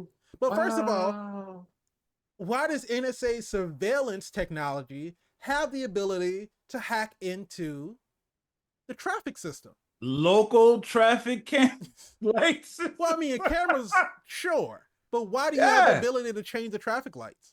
It's all on the same Wi-Fi. It's all connected. It's all on the same Wi-Fi. Once you get that password, you're in. And again, this is 2003, folks. This is 2003. So Cassie goes back to her apartment. She's thinking, oh, well, she realized, I don't remember how she made the connection between Ezekiel and her mom. Because her mom was researching. No, she looked through her treasure trove because she's trying to understand still 45 minutes into the movie how her powers work. I remember why. Yeah, because she don't know. When they were in the forest, somebody made the mention, oh, he was crawling around like a spider. And so she was like, spiders. My mom was in her jungle researching spiders. It's all connected. It makes sense now. So I got to go back to I go run home. And y'all can't come with me. Y'all gotta stay here. So here's the stupidest thing. So they say that they're looking for a woman in a red jacket. No other defining features that would indicate that Cassie is the woman that they're looking for. She literally could have took off the jacket and left it in the cab, and nobody would have knew who the hell she was. But Spider. How will we know who she is too? We need Madam Web to have her signature red leather jacket on, because that's a part of Madam Web. We need that. We need this. But so because they don't know who she is, they don't know where she lives. Nobody knows anything about her that she has anything to do. All these details that they released. She had a red jacket. But so she parks the cab behind her building. Just happens to find a crowbar underneath another car because crowbars are just laying in alleys in New York. That's where you lay your crowbar. It's underneath the car. So she pries the license plate off of the taxi cab. Because we knew what taxi cab she was in. Right. There was an APB out for the taxi cab. And she climbs up the fire escape to climb into the window to get into her building. Which was unnecessary. She could have walked through the front door. There was no police tape on her apartment. Nobody went into her apartment looking for evidence that she was there because she took these kids. At all. Unnecessary. They didn't even know who she was. Exactly. So she gets in her apartment. She looks in her treasure trove of all her mother's memorabilia and everything. She starts reading. She reads about... if Ezekiel would have took it, you wouldn't have all that. You wouldn't have it, and you wouldn't even know. But so she's reading about Las Arañas and how they have spider powers, and they even could potentially climb on walls because they, they have these powers. I don't know what made her think that. I guess because she has vision, she thought that she might have the powers too. So in the stupidest fucking thing that I've ever seen, she attempts to climb on a wall, which I'm sure we've all done at some point as kids because we all want to be Spider-Man. So we try to climb on walls. Spider, you have to be bitten by a spider first. What makes you think that you can? Because she has visions. Because she thinks that... In the visions, did you ever see yourself climbing on the wall? She might have just hadn't seen that one yet. It was in the future of the future. You don't know how your visions work. Exactly.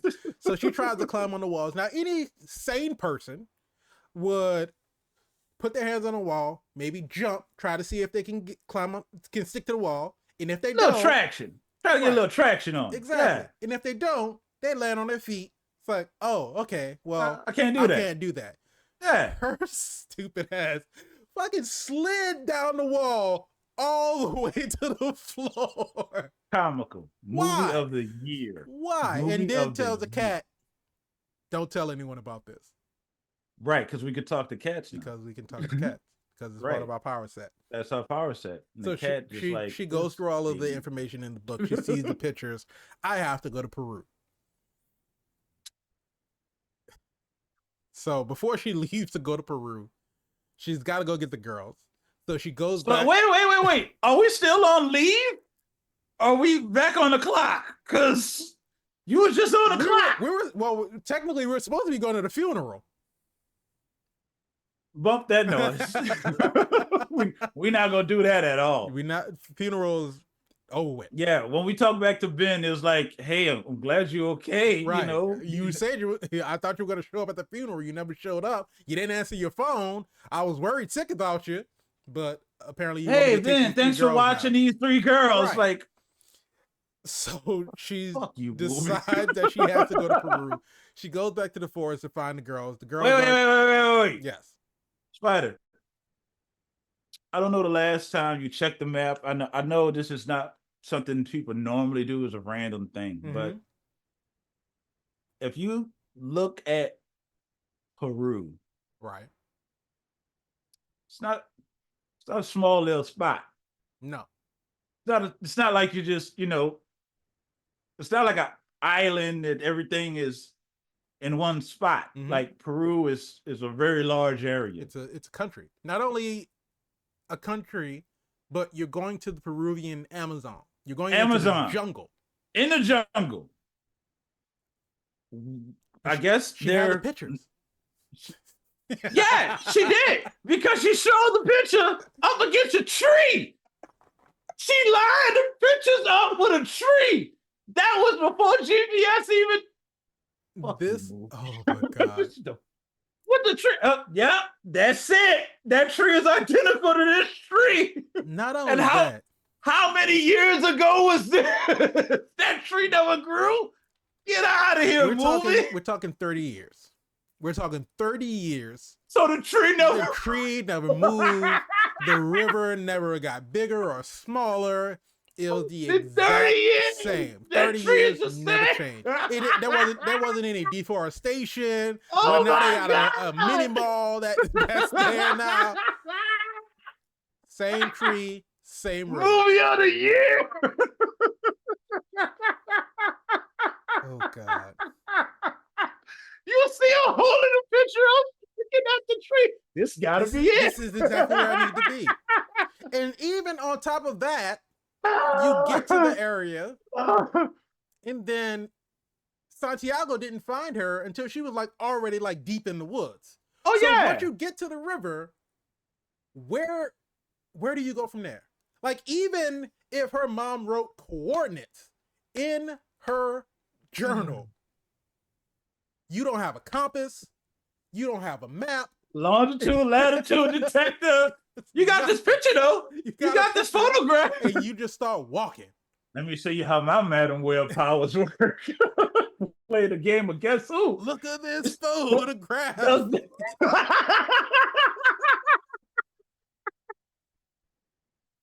Oh my God, Sony, really? Oh my God! But this is we didn't even get to the whole diner scene of it. So she goes back into the woods to look for the girls. The girls made a fire because they needed a fire for whatever reason. It hadn't gotten dark yet. No, not at all. A fire, but, for reasons. Director's choice. And they just left the fire lit. I'm gonna need y'all to make a fire to burn down a whole forest. That's when Smokey should have came out. Smokey should have. Only you can prevent. Ever was a time Smokey needed a cameo. Oh, and it wouldn't have been out of place. But so she shows Can't up. be. Everything else was. She shows up. She sees the girls aren't there. They're not responding to her. And so she sees muddy footprints and knows exactly where they need to go. Well, she had visions that Ezekiel was coming to the diner and she didn't get that until she got to the diner. No. She got it in the forest. Well, we didn't. And then she decided to change it, so she was gonna take the cab and run him over. But the way they framed it is that she saw the footprints and she walked, and we saw her get to the diner. She was standing across the street from the diner. 100%. So we're thinking that she's at the diner. Yes. So she but here's the thing. Mm-hmm. How far is the diner? The diner. Wait. The diner is like, I don't know, 3-4 minute walk. Okay. So the diner is a 3-4 minute walk. She walks. She gets to the diner. She sees them on the table. She gives them a mean look. Of course. Because apparently she's their mother now. And so she starts to yell at them because they're being stupid and they're being impulsive. Reasons. Of course. And because while they get couldn't have been hungry. You couldn't come to the diner for food because I gave you jerky. Right. I gave you jerky. For 5 hours. You couldn't have been that hungry. Who knows when they ate before they got on the train. Oh my God. So they get ready to leave. Ezekiel shows up. Well, no, wait. Yeah. Because she was like, get down. Right. How dare you not get down? Don't you see the face? On top of all of that, so Ezekiel, the call goes to, the guy calls the police. Girl in chair picks up the call. She intercepts it. She's like, hey, I think I have your girls at this diner. Of course. He's like, send me the coordinates. He's on his little Bluetooth earpiece. His circa 2003 Bluetooth earpiece that's like this big. So here's the thing. Where are you all these other times? Like, what are you doing? Like, why are you walking around just roaming the streets? Just walking around New York with no shoes on. That's never a good option. So he gets I love New York. I'm always going to wear shoes. He gets into his sports car, which no one who's living in downtown New York would have, because there's no way for you to drive it in downtown New York. He's so rich that, he has this, Corvette that you thought was a Maserati. They made it seem like it was way more than what it was. Than what it was. So he gets into his car. He dials into the police dispatch and it's like, oh, well, disregard. I'm on location. These are not the girls we're looking for. So dispatch is like, copy that. Because he just knows the call signs for the police. That's how dispatch works. Yeah. Right. Yeah. And so he peels out. He peels out for like 30 seconds for no reason. It's like, dude, all you have to do is drive. Who's coming behind you? Why are you? Oh, you're in a hurry. You're in a hurry because they're leaving. So right. He shows up. He's in his spider suit. He kills everybody. We get that in the trailer. And he stabs Madam Web right in her area.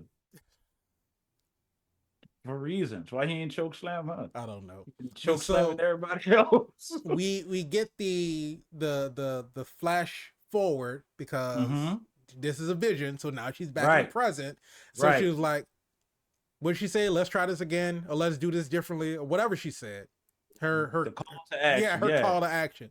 So she gets into the cab, and so she's driving. She's driving to the diner, and apparently now remember it was a 3-minute walk. So if you're in the forest, they're in the forest here. The diner's here. They can walk straight line, get to the diner. Right. And a car is like a 45-minute drive. So she's got to go through all these mountain passes, the way around. No direct road from where she was in the forest to the diner. She's overtaking log trucks and about to get hit by another car. And again, Britney Spears' Toxic is very important because she heard it while she came into the diner. And so she knows that at a certain point in the song, that's when Ezekiel's going to get there. Time it up. She's got to time it right. So she has to rush and get there. Britney Spears' initials. So I'm calling Britney Spears initials. BS is what I'm saying. Some bullshit in this movie. So Ezekiel gets there. The girls see him. They're like, "Oh shit, he found us." It's him. Yeah. And imagine that. Cassie just plows right through him. Runs through the front of the diner. Here's the thing. Every time I see him, I see you. I don't want to see you. Right. Y'all in cahoots. I don't know if this has anything to do with me. Y'all got something going on. We didn't start seeing him until you told us to get off the train. Right. I feel like y'all I'm in the kitchen. Me. You in the kitchen. You in the kitchen. Something to eat. God damn. I don't trust Madam Web. I just don't. I don't. Every time you show up, he show up. So they get to she's like, get in the car. We gotta go. They get into the cab. While they get into the cab, Ezekiel grabs her arm. He starts to poison her. She's like, yeah. She rips her arm away. Well, you clearly said it way too loud. That's not how she said it. She was in silent pain. Because I had to, he's grabbing her? Is that what happened? I thought he was like grasping and he had her. Yeah, he had her wrist. He got past the jacket. He got past the jacket and got to her wrist. That signature jacket, that infamous jacket. Oh God. So she gets away from him. They pull out, they leave. Because you could just run a car through a building and just leave with nobody. Well, everybody disappeared after that. Yeah. There was nobody else there. So I don't know where they went. They leave. She's yelling at him again for being impulsive and stupid. And so they go drive. Yeah, she just come unglued and just start berating these girls that you left abandoned in the woods with 5 pieces of jerky. Exactly. So and then you just go. They're like, "We're sorry," and like, "Yeah, you should be sorry."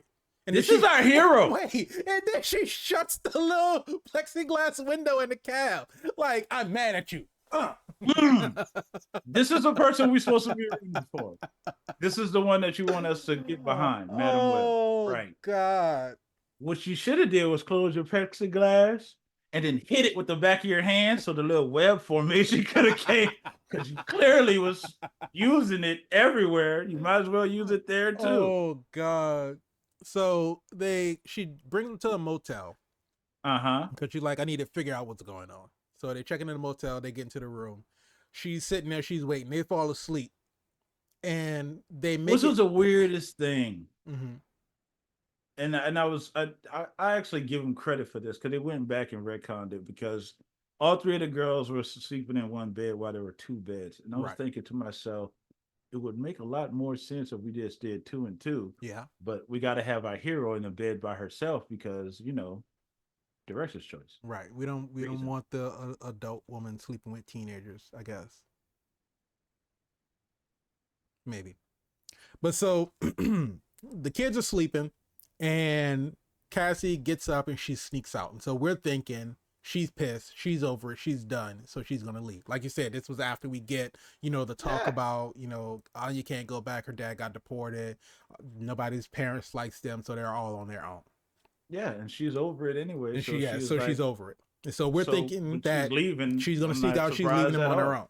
And so where she really goes is back to the diner for whatever reason. Director's choice. Because I guess she's thinking that Ezekiel was still going to be there. Yeah, but she needed to confirm the body that wasn't there. Yeah, so he's gone. Everybody else in the diner is gone. There's police tape on the front of it. Just active crime scene. Don't know, how long it was between them leaving and then her coming back to where they just kind of left it all. The revelation of going back there was now she can talk to Ezekiel with her mind, because he branded her with his toxic stuff, his toxic hand, and we never see any after effects of that other than her just be like, "Ow, my arm hurts," and that was it. So can Ezekiel talk to the lady that he poisoned? No, earlier to get she's dead. Well, I think she's dead because he poisoned her more than he poisoned Cassie, I guess. Because Cassie was able to. Cassie has the spider venom in her body. She's like Blade. So it's keeping her. That's what she's trying to explain. It's like, I have been bitten by a spider, so his toxic. But she didn't know that. She had no clue. She just knew she was poisoned, but she didn't know that I don't even think she knew she was poisoned. She just knew that she knew that he grabbed her wrist, and now her wrist she hurts. could talk to him. Oh, he sprained my wrist because he grabbed my arm too hard. That's all she knew.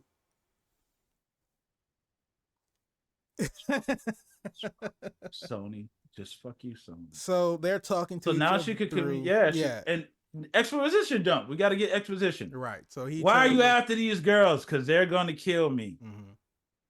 Why would they kill you? They're not killers. they get powers. Right. Well, first of all, this scene that they did, I know they looked at it like, this the one.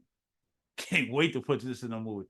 That scene was the most jarring, silliest scene for him to be passing around her like this. He's in the suit. He's not in the suit. For no reason whatsoever, we get this contrast. None.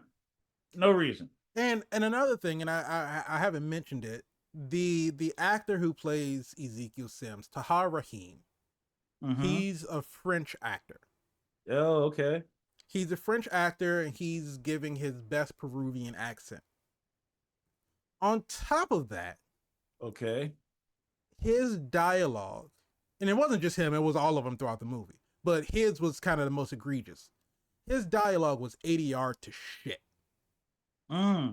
His almost every line that he spoke was had to have been re-recorded, because most of the time when he's talking, if he's on the screen, either they have his back is to the camera while he's talking to another character, or they're focused on the other character while he's talking. And then on times where he's actually facing the camera and he's talking, the words that are coming through the audio are not the words that he's speaking out of his mouth. Do you understand the words that are coming out of the audio? And it was so jarring. And it was like, how did this get through the editing table? Like, how, like, from what? The people that are known for music and audio, Sony. Right, make it make sense. And like I said, his was the most egregious, but it was everybody at some point through this film, when they were speaking lines, I think except for Adam Scott and Mike Epps, everybody else, and they were speaking lines, their mouth wasn't matching the words that they were saying. So I don't know what kind of reshoots or re-editing that Sony had to do to make this movie make sense or whatever, even though it still didn't make sense. I was like, I still don't understand. Did this movie happen during a strike? Is that what happened? Is this a strike movie? Is this an AI script? I don't know. You know who the writers are? The writers of this movie are the same people who wrote Mobius. Now it all makes sense. How do you write a movie and the movie is as awful as Morbius, and you come back, Sony says, you know what? We're going to give you another shot. We're going to let you have another crack at it. I want you to write a script for Madam Web. And then you write this movie, and it's even worse. You know what? Those checks cleared, though. I don't think they're upset about it. I don't know how this movie got distributed looking the way that it looks. But it was a director's choice. It was a director's choice. So now that she has exposition, now she knows the reason why he's coming after her. And even though she says, even though she says they get powers, they have powers, they get powers. They don't have powers now. Right. And the fact that you're trying to kill them now will make them come and kill you. You got to get ahead of the curve. But you didn't stop them from getting power, or you're trying to stop them from getting powers. I think his mindset is, if I wait until they get the powers, then they're surely going to kill me. So I have to kill them before they get the powers. Because he's been having the same dream since he got back for years. And now because he took the spider out of the jungle, it cursed him. And now, since he cursed with nightmares, dude, listen, they got a lot of sleep aids you can you got melatonin. Yeah, you could do NyQuil. They got sipping on some lean, something. I mean, there's so many other ways to get sleep. And I understand how not having a good night's sleep for a long time can make you kind of crazy. Am I crazy? In New York. Together, those make it crazy. Not wearing shoes at a beach is fine. Not wearing shoes at home is okay too. Going to New York is fine. Walking out in New York with no shoes on. When you put them together, they got needles out there. So correct me if I'm wrong, Spider. In the flashback of the dream that Ezekiel had, did he not have white hair? Yeah. So he was like old. So as an audience member watching the movie, I'm waiting for the hair to kind of start to go white. Yeah, because that'll accord that lines up with when you're going to die. We're getting close to when you're going to die because you had white hair when you died. So they also have powers, and they came in attack, which Madam Web was nowhere in the picture. So this is the path that you're trying to avoid. This should not have been as urgent of a matter as you're making it out to be. Not only that, Spider, how about you just don't have white hair? There you go. You don't. You see it going white? You start dye it. Dye it. You prevented your whole future. And even that, if you don't want to dye it, it was long. Cut it. Cut it. Yeah, I'll never die. Because you don't know. You're trying to figure it out too. It's like in this vision, I have white hair. It's long. If I don't have white hair, and hey, maybe I could prevent before you try to become a murderer. Right. You're talking about you done amassed this much money and you done made yourself this and that, which you don't go into any detail about who you are or why you're important. Why risk it all for murder? You're going to murder not one, not two, but 3 teenagers. Right. Yeah. Okay. Movie. Make it make sense. But here comes Madam Web in her signature jacket to save the day. Asshole as assholes can be. So she gets the exposition from Ezekiel. She determines that she needs to go to Peru. So she goes back. She goes back to the motel. This must be it. The kids wake up and they just automatically know, oh, she's leaving. You have to go back to Peru, don't you? Sure, they just surmised. What did y'all even knew about Peru? Who said Peru before we even got to this point? They just knew Peru was never even brought up. You say your mom was in Peru, but that don't mean you was in Peru. You was a baby. Right. Like, what are you? You were literally just born there. You didn't show a backstory of how you grew up and spiders kept like coming into your vision or something, or just. Another scene that was in the movie that they didn't show, with her being in the jungle and all spiders like coming down around her and stuff. I don't know, because that was a great section they could have put another web in. Because when she went to Peru, missed opportunities. You went to Peru, she see these webs. I must be there. Right. This is the only place that spiders exist. Only place that spiders would ever make a web. I must be here. But before she gets on a plane to go to Peru, I have to teach these girls how to do CPR, because no matter what happens, if you do CPR, you can save a person's life. Just like you saved Mike Epps by doing CPR. Oh, no, you didn't. Exactly. Why would you say such a foolish fucking thing? But no, even on top of that, she starts teaching them CPR on a pillow, telling them, okay, so you do CPR, this is what you do. You clasp your hands like this. This is where you do, like on the chest, this certain place, and you start pushing down and do chest compressions. If you get tired, you can have someone switch out for you as long as they maintain the same rhythm. I think Anya was the one that went first, and she starts doing it. And as soon as she said, if you get tired, you can have somebody switch out, she's like, I'm getting tired. I'm like, you were doing this for like 5 seconds. They don't have that upper body strength. They don't have powers yet. So Maddie switches in. She's doing it. She's like, I'm getting tired. Julia, take over. I'm like, how do you expect to save somebody's life if you can't perform chest compressions for more than 5 seconds? Because if you don't, they die. That's the takeaway. And then, not ignoring the fact that they were none of the 3 of them were on the same rhythm. So whoever they giving chest compressions to is gonna die. But they finish, and Maddie gets up. I've never said this about anybody before, but you're a really good teacher. Like, based off what? Based off what? You left us in the woods. Do you teach us how to abandon people? So what are you basing this off? I thought that was the most throwaway line. You're a good teacher. What? Oh my God. What? I never said this to anyone before, but you're a good teacher. I don't know. Oh my God. And then the high five moment. I was like, I'm still not. Oh yeah, because she wanted the high five, but she was like, high fives aren't cool. She's like, I'm still not gonna high five you. She's like, yeah, I know. Like, why are you the whole movie you're an asshole? And now all of a sudden you're trying to be relatable. And it falls so flat.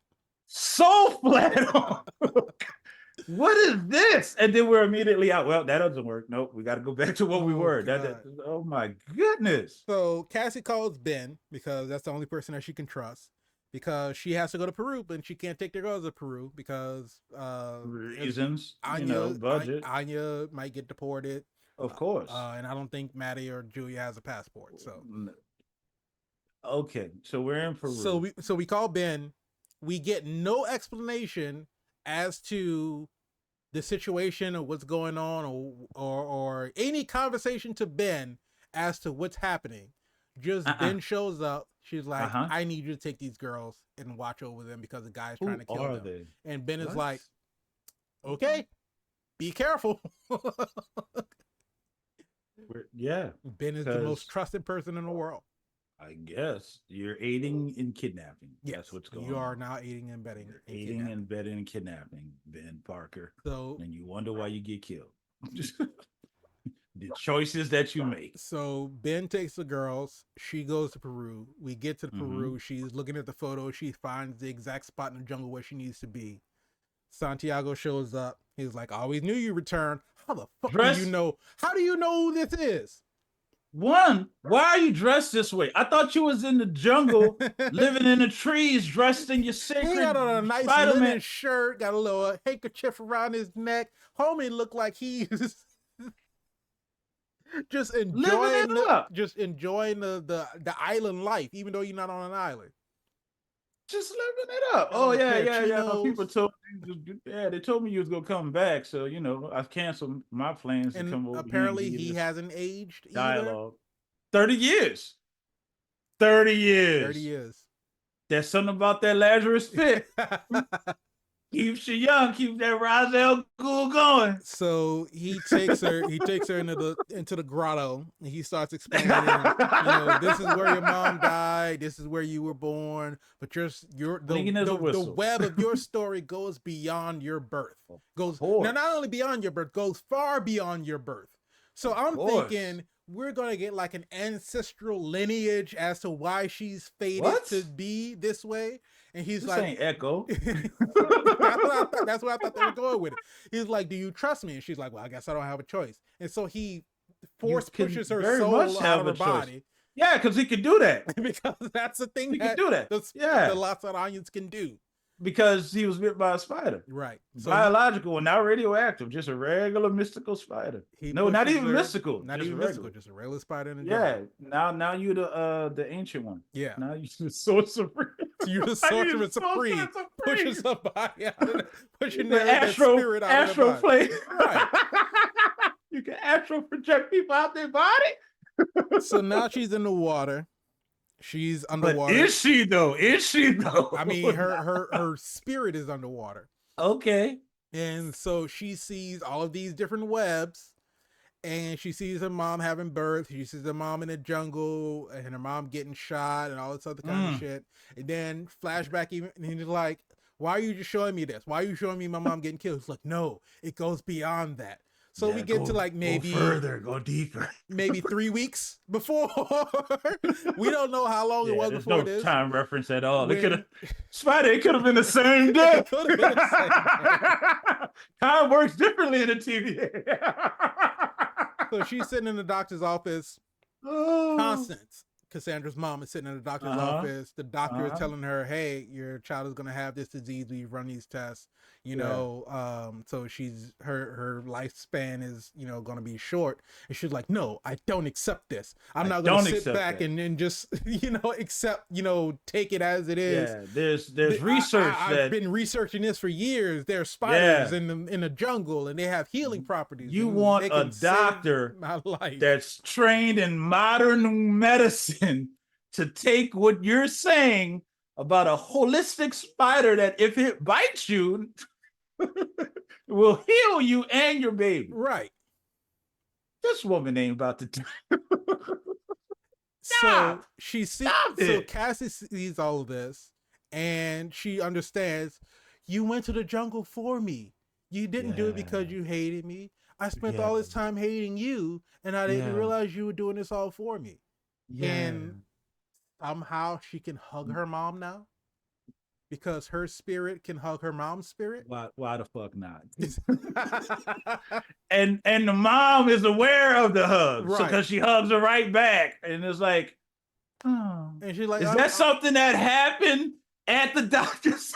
Did her mom wait? Up there, just hug like, this is gonna be my daughter. And the doctor's writing suggests psychiatric intervention. Exactly. Get her the jacket to make her hug herself. Just oh my god. Because apparently she's already halfway there. But so all this time she's talking about, I'm sorry I spent so much time hating you. When did we ever get the notion that she hated her mom? Because she died. Because she decided to be in the Amazon or the rainforest or the Peru 9 months in. In this previous hour and 30 minutes, hour and 40 minutes that showed like 40, that she was mad at her mom. Because I think the movie was just like 2 hours flat. 149? Was that 149 something? But to answer your question, nothing. We got a little extra 6 minutes. Okay, I was off. You were close. You're closer than I was. Well, it's only counting hand grenades and horseshoes. So, but there was not a whole lot. There was a conversation with Ben about it, but because she's like, I don't like family stuff or interactive stuff, right? But you never said, "Fuck my mom." You know, I'm mad at my mom because she's not here. She died on me. She died on my watch. She died. I was left. But you know, she was in a nowhere along. They don't say how old she was, but nowhere along adolescence to teenagers to goddamn pre-adult to adulthood did she learn how to let any of that go. This is the character flaws that we just gonna take with us 30 years and be the hero. Oh, right. She's 30. She's 30. She's 30. Right. She's 30. Because I'm just going to hold on to this resentment for my mom for dying. Yeah. For not being in a hospital. For not being anywhere near a hospital to where she could have me and survive.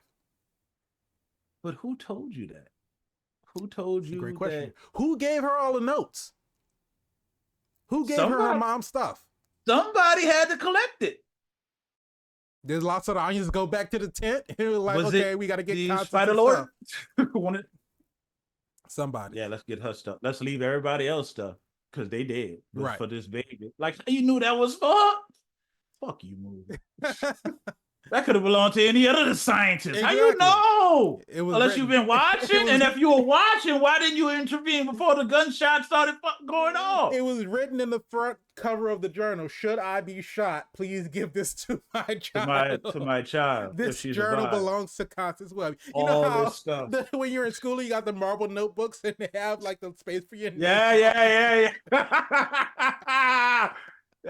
And make sure you include this picture so she can find her way back. Oh, God. Coordinates don't work that way. So she gets out of the water. She's like, I saw my mom. She did this for me. I was so mad at her and I don't need to be anymore. And so she's like, I don't know. She asked him, you know, is this something that I could do or something about her powers? I don't know how my powers work or whatever. And so he comes with he butchers the line. Once you accept the responsibility, you will have great power. There you go. And I'm saying, I'm like, rules, so you know, maybe it don't translate the same. maybe that might have been what it was. It got lost in translation. Lost in translation. Bill Murray. I don't understand what the hell is happening in this movie.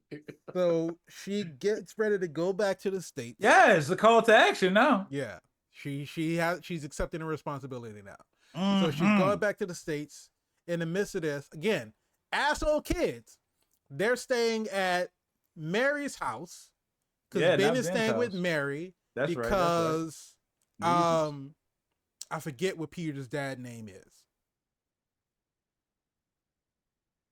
but he's out of the country. God, I can't remember what his name is. Which doesn't really explain why he wouldn't stay on his own. Well, he was helping her out since she was pregnant. Yeah, that part. But I'm saying, even if Peter's dad was in the country, wouldn't have any relevance on where he stayed. Well, I mean, he was living. He had his own place, but he was staying with Mary to help her out. So it wasn't. Yeah, it wasn't that. That's where he lives. But where was his? Wait a minute. Mm-hmm. Was the baby supposed to be Peter? Yes. Parker? Yes. In this movie? Yeah. Throw this whole fucking movie away. Stop. Stop it. Stop you didn't know that? Was that the twist? No, it wasn't a twist because they wouldn't say his name. That's what I'm saying. That's what I'm saying. But you wouldn't have the only way that you would have even surmised that that was supposed to be Peter is because how many times Cassie was like, "Oh, Ben's so excited to be an uncle. Ben's gonna be an uncle. He's gonna be an uncle. all of the fun, not the responsibility. I got it. Yeah. I caught all of that, but I was right now years old when I put that two together. Yeah. Right now, that was supposed to be. They did not a good job explaining that was Spider-Man. Because even when they got to the baby shower, she was like, "Oh, he's doing leaps in there." Like nobody said that. They say the baby's kicking. What the fuck does that mean? He's leaping like a spider. So he's doing hurdles because you could leap over a hurdle and track. Because what the fuck? That could be Usain Bolt in there. I don't know what the fuck you movie. You didn't take the time to explain that shit at all. No, because for whatever reason, this Sony Spider-Man universe of villains doesn't have Spider-Man in it anywhere. None of these movies have Spider-Man in it when all of these people are associated with Spider-Man. Why couldn't we just take Madam Web and Spinner, since we clearly went away from the origins in the comic book? Why she couldn't be a part of like the Venom verse?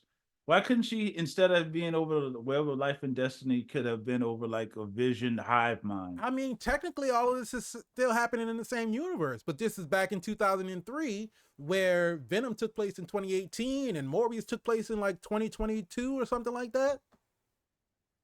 I think Sony thinks that we're idiots championing behind like them getting Spider-Man rights back and having Spider-Man in the Spider-Verse. Or their rendition of, I don't know what they're banking on. No one wants that. You guys have did fail movie after fail movie after fail. The fact that Venom did what it did, I said that, Spider. I said I hate the fact that Venom 1 did what it did, because that made them think that we got this. Right. 800 mil, yeah, we got this. We can make our own stuff. We don't need, license him out to Marvel. We'll make our own stuff. And it's just been train wreck after train wreck. Venom 1 to me shouldn't have made what it made. No, I agree. I agree wholeheartedly. I do not think that it should have gotten the attention or the money that it got. No, but the lie was that Spider-Man was going to be in it. Right. But I can't say that, because once you seen Spider-Man wasn't in it, they had to have some type of draw to make people come back. You don't just get 800 mil because you knew Spider-Man wasn't in it from the first weekend. I'm guessing it was Tom Hardy. Tom Hardy's nice. Tom Hardy is nice. Tom Hardy is a good actor. Role was a big thing. Yeah. Or it had to do something with Venom and how people think Venom is attractive and alluring. And that's the thing, dude. We now have a Madam Web origin story, right? Not a lot of people saw it. Not a lot of people probably will see it. Yep. But Dakota Johnson didn't even see it. She hasn't watched her own movie. There's a headline here. Fired her goddamn whole team after the trailer drop. She's like, never again. There's a headline. Oh, wait, I'll say it like she said it. The movies. Never again. There's a headline on the IMDb page for the movie that says Madam Web star Dakota Johnson might watch the highly criticized movie someday. Yeah, I mean, if you're on the couch, no, I'm gonna save that to the end. But so she's coming back from Peru and talking about how everybody's an asshole. These kids are staying at Mary's house and they're just wrecking shit. They're throwing popcorn all over the place. They're making a mess, and Ben's just cleaning up behind them because Ben is just a good dude. that everybody seems to be taking advantage of. Clearly. But so, God damn it. What, the water breaks? Mary comes in. She's like, either I peed myself or my water broke. And Ben, who's an EMT? Who is an EMT? Like, I'm pretty sure you just peed yourself. And she's like, no, I'm about to go into labor. He's like, okay, well, I'll call an ambulance. You're an EMT. Yeah, that made zero sense to me. You already know what to do. Trained professional that can easily take her to the hospital. Like, there was no talk about this during the whole time you've been living there. Like, there's no bag. Right. There's no go bag. There's no plan. Even if you never had a kid before, I'm pretty sure you've seen a movie of some sort where I will say this. I think he was calling the ambulance because the girls were there and he didn't want to leave them there. Oh, I understand. Yeah, you don't want to, because again, you have to protect them. There's a guy trying to kill them. And what happens immediately when they get in the car? Everybody who knows we're supposed to be hiding out, starts looking out the goddamn window. Even before that, because the only reason that Maddie got seen by the fucking ATM camera or whatever convenience store camera, traffic cam, yeah. So she could hack it. The only reason that she got seen is because she was in the front seat. The only reason she was in the front seat was so that she could be seen for this plot point. Because if you have a pregnant woman who's about to go into labor and everybody has to pile in the car to race to the hospital, why would you put that pregnant woman in the back seat of a two-door car? Of a coupe. That was, I literally, say it with me, y'all. Fuck you, movie. In the movie theater, that was my breaking point.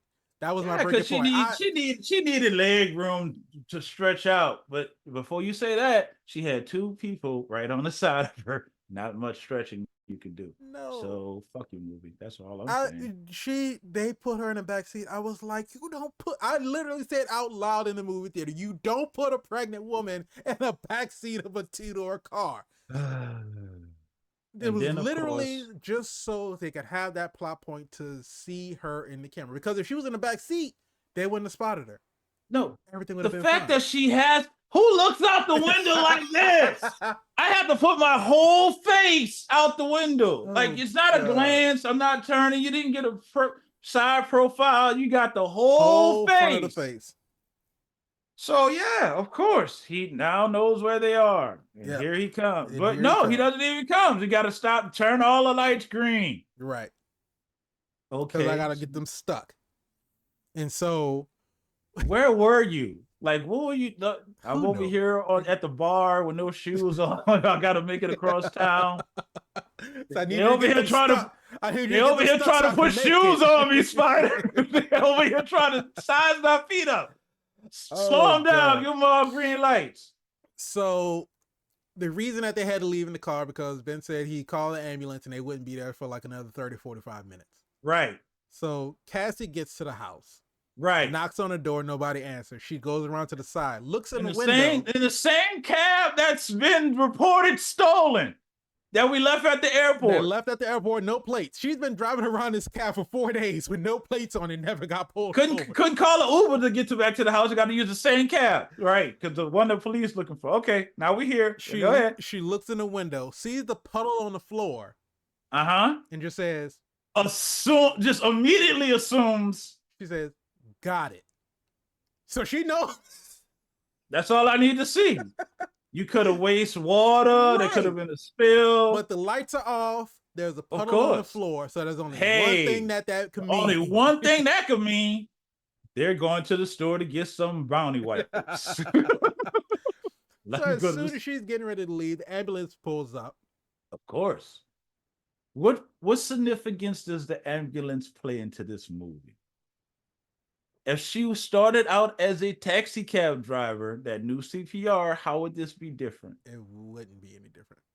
Thank you. She could have literally pulled up on the side of the accident, found the guy in the car, tried to help him get out, got stuck in the car, went over the side, died, got saved by Ben Parker, who was an EMT. Yep. and then started having visions about all this stuff. Yep. And just start showing up to accidents because she has these premonitions and she's trying to save people. Okay, so we'll get into that a little later. Let's go ahead and wrap up the movie. God! Now here's the big finale. So she Madam Web confronts not even to Ezekiel yet. He's not Spider-Man. Because she gets into the ambulance. She steals the ambulance from the EMTs. She's driving because she gets a vision and sees that they're going to get blown up by a grenade because apparently he has grenades now. Yeah. Spider grenade. Well, not spider grenade. Choking doesn't work. Every time he tries to go choke him, he gets stopped. You know, so I got to escalate. I got to do something quick. Get a grenade, blow him up. I got to choke and do a grenade. So when they blow up, I catch them out the sky, like catch their body, and then choke them some more. Oh God! So she gets the vision that they're gonna get blown up because now she has control over her visions, and so she knows exactly what she needs to do.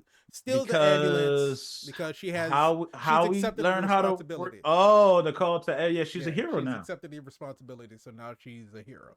So she has her jacket. Steals the ambulance. She still has her jacket, and so she's driving to go catch up to them. Ben and Mary and the girls, they get stuck in traffic because all the lights are green. And Ezekiel is crawling along the wall. Here he comes.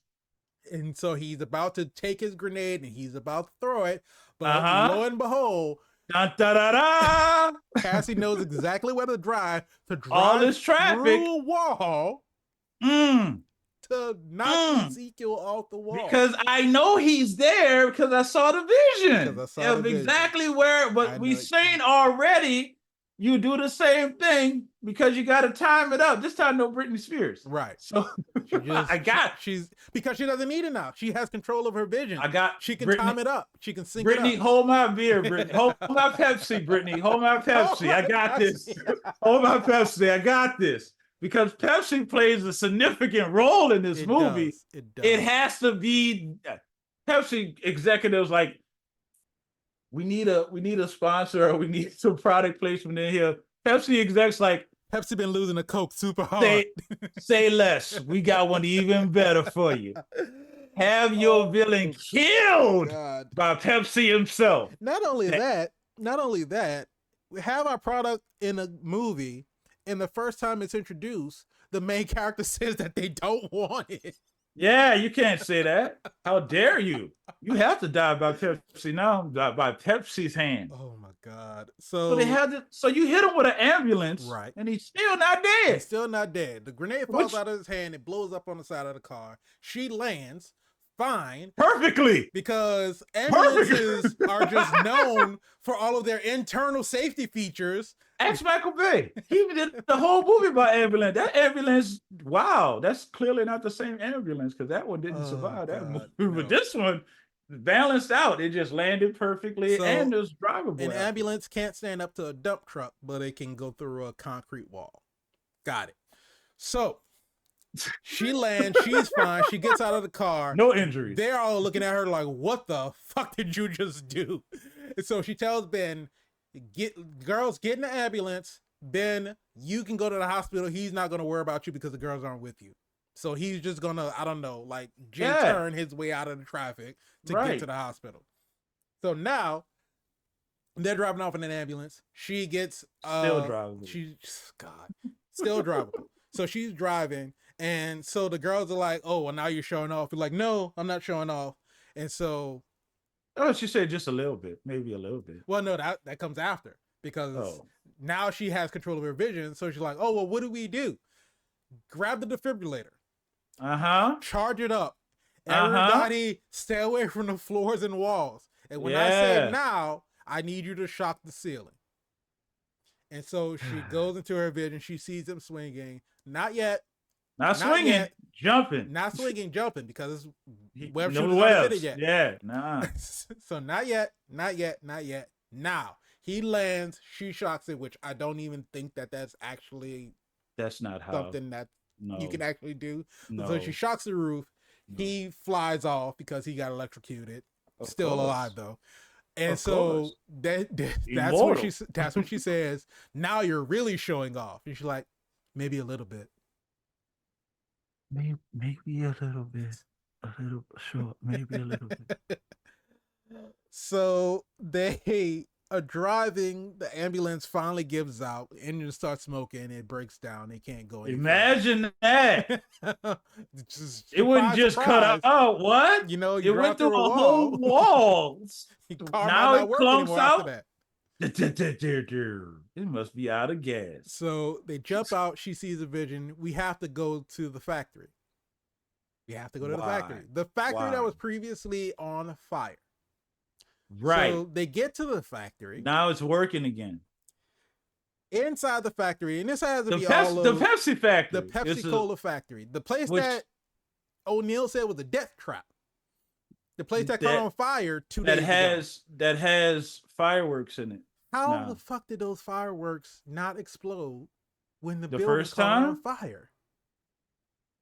Well, keep in mind, the death trap is only a death trap now because Madam Web says light this motherfucker up. Right. So they start taking flares from the ambulance and foreshadowing.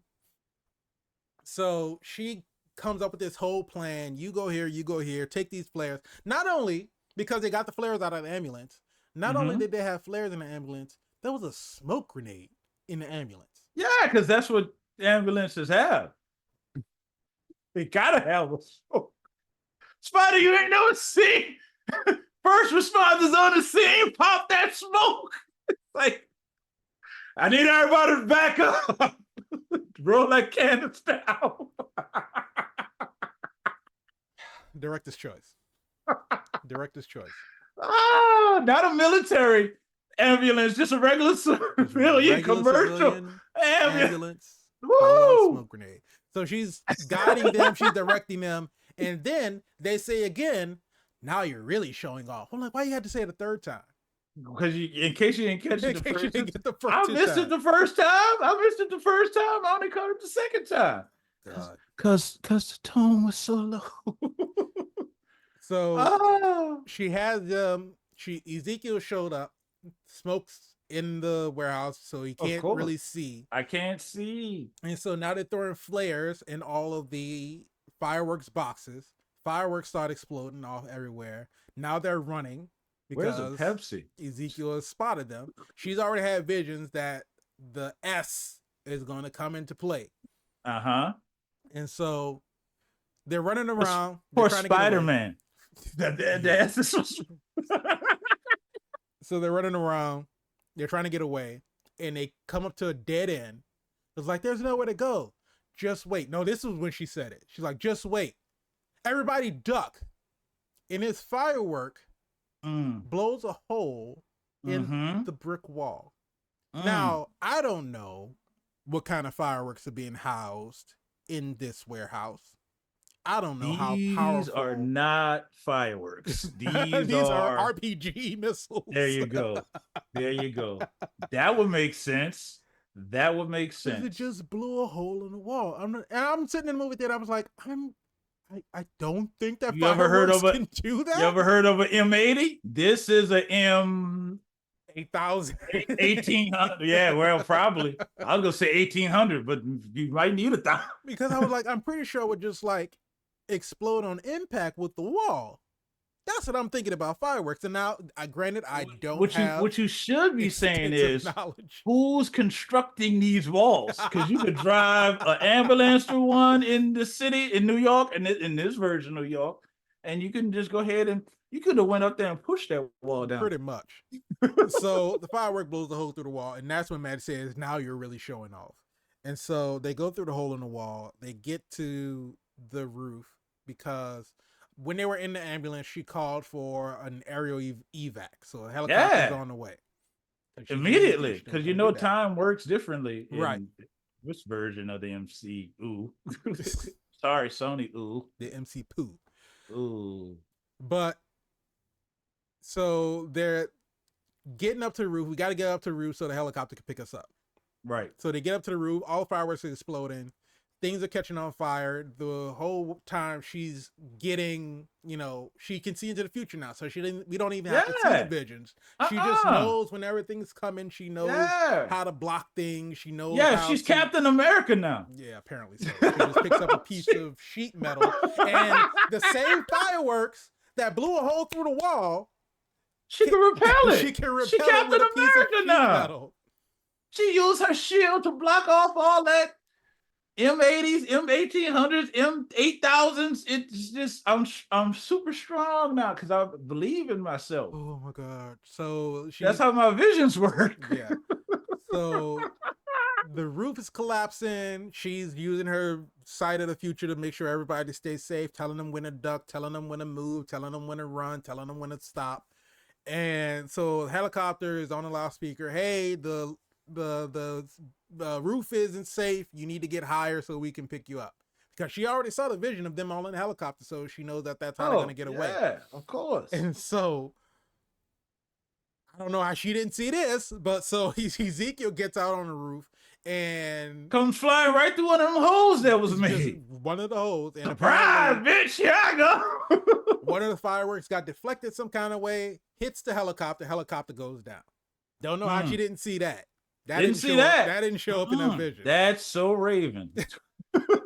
Didn't see that. You didn't see that. But so they're climbing up on the Pepsi sign now, on the Pepsi Cola sign, because they were trying to get higher so they could get to the helicopter. Now the helicopter's gone down. They're all stuck up there. Fireworks are going off. It's breaking the sign. Now they're all stuck in different places. Maddie's stuck on the girder.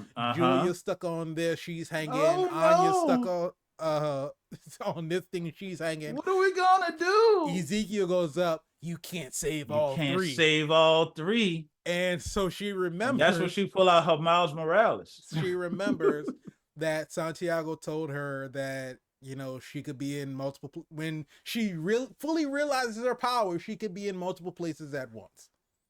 And with great power comes great bullshit. With great responsibility comes bullshit. So she astral projects into three different places. Not really tentacles. It's tentacles. It's not spider legs. It's not webs. It's just very flowy, animated tentacles, like a tentacle monster. And so she helps all three of the girls. And then she projects herself at that spot, pulling physically. She's physical now, so she can grab them and pull them up to safety. Fuck you, movie.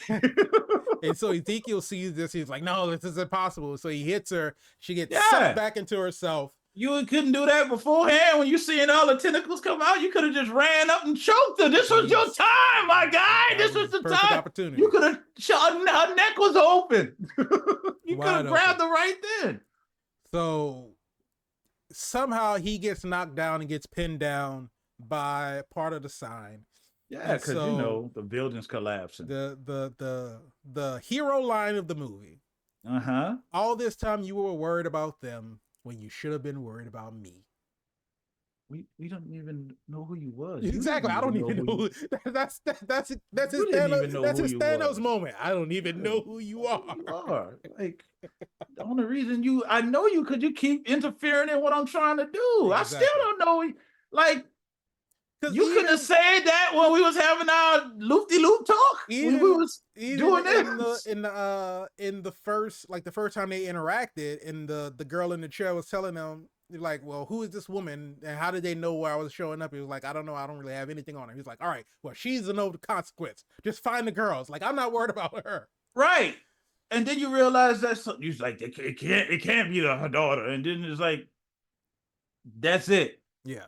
That's it. If you knew it was her daughter, then you could have went and approached her immediately, and been like, "I know your mother."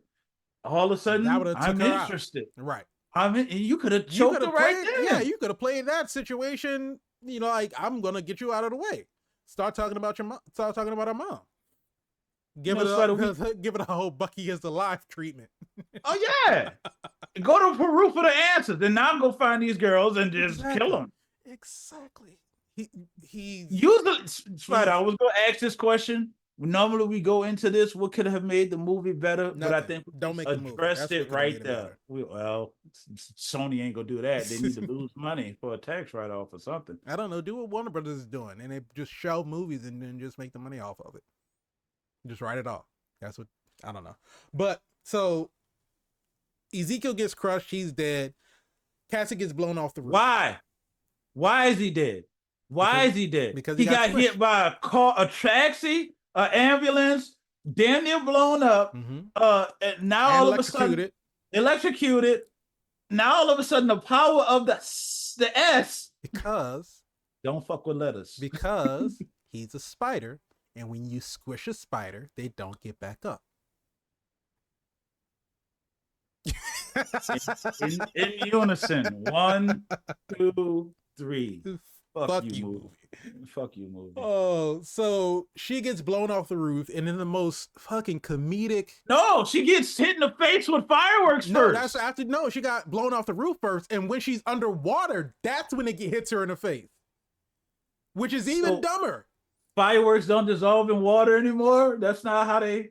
Nope. Oh yeah, we already said this is military high grade. Military high grade explosive. This is Pepsi you can't crossing over to. So yeah, so she gets knocked into the water, and then firework just brushes across her face like that. Yeah, because she still got eyebrows, so yeah, it couldn't have did that much wasn't damage. Like, it didn't like burn her face. It just like brushed across her eyes, and so she was in the water like.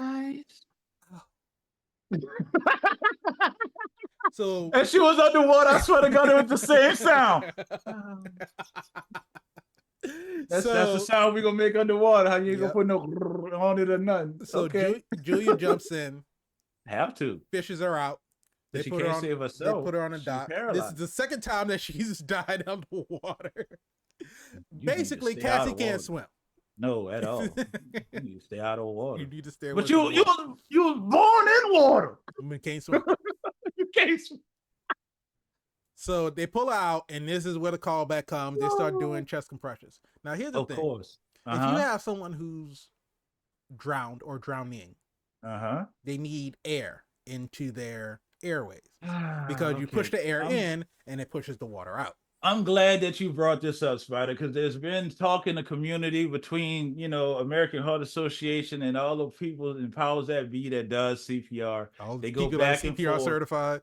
They go back and forth with the compressions and the safety of blowing air in, and they switch it almost every 2 to 4 years. You got to do what you're comfortable with. If I was underwater, yes, I want you to blow air into my lungs because the lungs capacity is going to take the air and push the water out, which I have air in my lungs now that I can breathe and save my life. Some people are not comfortable with putting their mouth on strangers. It was COVID. Yeah, so they couldn't do it for the movie because of COVID. Yeah, well, there you go. But she lived. But not only that, but the most horrible compressions I've ever seen. And again, it took them all like 5 seconds. I'm getting tired. I need you to switch. Yeah, because we got to involve all three. Any movie, for whatever reason. Any movie, any TV show, any cartoon, any comic strip, anything. When a person is drowning, they get fished out of the water. They get brought back. What is the first thing that they do? Breathe. They gasp for air. Well, not only that, but they cough and spit up water. Of course, because the reason they were dying is because they had water in their lungs. Yeah, she just woke up. But not Cassie. No, not Cassie. She's Madam Web. Now. She apparently got knocked out and was just holding her breath underwater. That's how you do it when your movie is just shit. You just God. Yeah. But you made the sound that you was hurt, so you couldn't have held your breath. I don't. I make it make sense. She woke up and now her eyes are all milky white because she got blinded because of the military grade fireworks. That's how. Put phosphorus in her eyes or some shit. That makes sense. Yeah. But now didn't burn her eyebrows because the water helped her eyebrows stay on. Now you can see in dimensions. Okay. Oh God! And so they flash forward to the hospital. I forgot what she said to them because she said something that was made them all like smile or whatever. So they get to the hospital. The baby's born. They still don't say the name Peter. Of course not. They can't. So the girls go back to the room. They was like, "Hey, Ben wanted to let you know the baby's doing fine. He's healthy. He's a great baby. Didn't even cry. Yada yada, all this stuff." And so they're sitting. Which was another thing I didn't understand when Cassie was born. She didn't cry, but Peter actually did cry. Yeah. I was like, how she born? She didn't even how she was cry. born in the water because she was born holding her breath under the water. So she has this big visor thing on her face. And well, it's gauze like I've never seen before. Yeah, because she's no visible injuries on her eyes, just a little bit of bruising, I think, when she got out of the water. But she got to have her whole. She got to have gauze on, yeah, with the cut out into the shape of glasses, because you got to have like space for the nose. But so the girls all in the room. And nurse comes in again, call back to when they were in the hospital before. Oh, well, are you all immediate family? And so stupidest callback. Now she's finally accepted them as her own. She's like, yes, they're all mine. I'm sorry. Yes, they're all mine. They're all mine. Like, bitch, who said we were yours? Who said you wanted to stay with you? We didn't want to stay with you. We never agreed to that. Maddie, like, I got money. I'll live in a mansion. I won't stay with you. Facts. Like, what? This dude dead now. I'm going to live my life. I got housekeepers.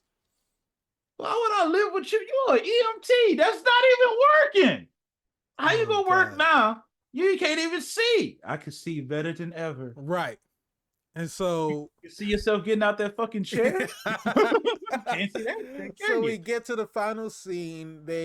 She's doing whatever, her final voiceover, some shit. The kids come back. They got Chinese food, and they're like, "Oh, hey, we got Chinese food." I know, Kung Pao chicken is fine. Like, how'd you know that? Oh, I'm thinking she will say something like, "I can smell it." Something. Oh, Anya, bless you. Huh? Achoo. Oh, thank you. I'm like, that shit would get so annoying so fast. Take that fucking chair and push her back in the water. Push her ass right back in the goddamn. Bitch, you can't swim. Oh, you saw that? You didn't see that, huh? You didn't see me cut the brakes on this goddamn chair, did you? And so that goes back to your point. She was an EMT. Now she's not working because she can't walk. We didn't get any indication as to her having like any type of paralysis from falling in the water. No. They never said anything about it, but now she's in a motorized wheelchair. Not only is she in a motorized wheelchair, she's in a remote control motorized wheelchair where she doesn't need to like actually. Professor X wasn't using his, so she Professor X had telekinesis. He could do whatever the hell he wanted to. Clearly, this movie did whatever the hell they wanted to. But how did she afford it if she's not working? Why did the nurse come in and say immediate family only and immediately left after that with no other exposition that needed to happen? Are you security? I don't know. Oh my God. But so I don't know how she afford the wheelchair. Not only that, she's not in her same apartment. This is like a rooftop, not a rooftop, but like a top floor penthouse. Because she got this big maybe window. Maddie did it. Maybe Maddie put him up in the apartment. Put her up in a little townhouse because you saved our lives from this dude that I'm not really sure didn't roll with you. I mean, because clearly they said when she's like, he knew my mother, they was like, oh, so this got to do with you. This your shit. This got shit to do with us. And we still don't see the girls get powers. No. Do you? She see the future with them. Do you see anything about us in the future? Yes, I see your future, and I see you becoming more powerful than you'll ever know. And then we get this stupid shit. So we get this final shot of them montage, all in they're all doing their hero landing, and so. They get up and they're all standing, and there's just this astral projected form of her standing above them. Bitch, why you here? And like, you can't stand. And it's Oh god, it's the dumbest looking thing because now she has the big fucking red. She's done away with the red jacket. She doesn't have the red jacket anymore. Yeah, But it's now upgraded now. she's got the fucking big ass red. Got all red on. Visor blue blockers on her face. It's solar panels on her eyes. Yeah, pretty much. She official now. And that's the movie. No post credit scene. Which thank God there was no post credit scene. I don't want them trying to build to nothing. I didn't need Craven coming out the shadows. I don't need Vulture showing up again. I think it has something to do with Madam Web. Because it can't say Spider-Man for some reason. I don't need Tom Hardy showing up. Venom saying the web of life and destiny has something to do with Spider-Man, I think. Oh, God. Take your whole cinematic universe and give it to Pepsi. Just burn it. Let them blow it up. Burn it with an M8000. Movie of the year, Madam Web. Now, Spider. Yeah. I know we talked a lot in detail about this movie. Mm-hmm. But as we talked about it, we enjoyed talking about it. It's kind of like Napoleon Dynamite. One of those movies when you're watching it, you're like, what the hell am I watching? Mm-hmm. But when you tell people about it, it becomes really good. So it's kind of the same thing with this situation. Madam Web, Sony's. Let's go ahead and give credit to who deserves it. Sony's Madam Web. Yes. Was it super? Fuck no. Absolutely not. I understand what you're saying, and I've watched some other reviews of Madam Web, and I've heard people say like it's so bad that it's it's so bad that it's so good that I could watch it. And I disagree. You call your friends over, you get some popcorn, and you look at it, you say, look how awful this movie is, and you kind of collectively laugh at how bad it is. Sometimes movies are like that. You can I agree with that. Come together and laugh about the foolery. For me, that was literally that's what we just did. We laughed about the absurdity of all these scenes, try to get it to make sense. It gotta be good on that level, right? Not for me. I literally, because I went to the movie with my wife and my son, and we walked out of that movie theater, and I said, I am sorry for bringing y'all to this. Well, you and I had feelings about it when we seen the trailer. Yeah. And so I already... we saw the trailer. Trailer. I already didn't have high expectations for the movie. And those low expectations were lowered even more because Michelle told me about what the Rotten Tomatoes score for it was. And how... It was it was 16%, and the reason I remember it was 16% because it was 1% higher than Morbius, because Morbius was at 15%. What's Catwoman? I don't know. That's the question. I have to look that up.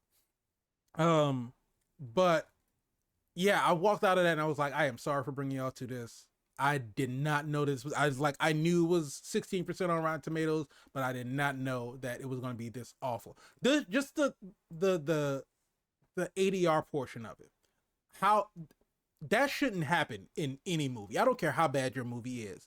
Your audio should not be that off from how your actors are reading their lines.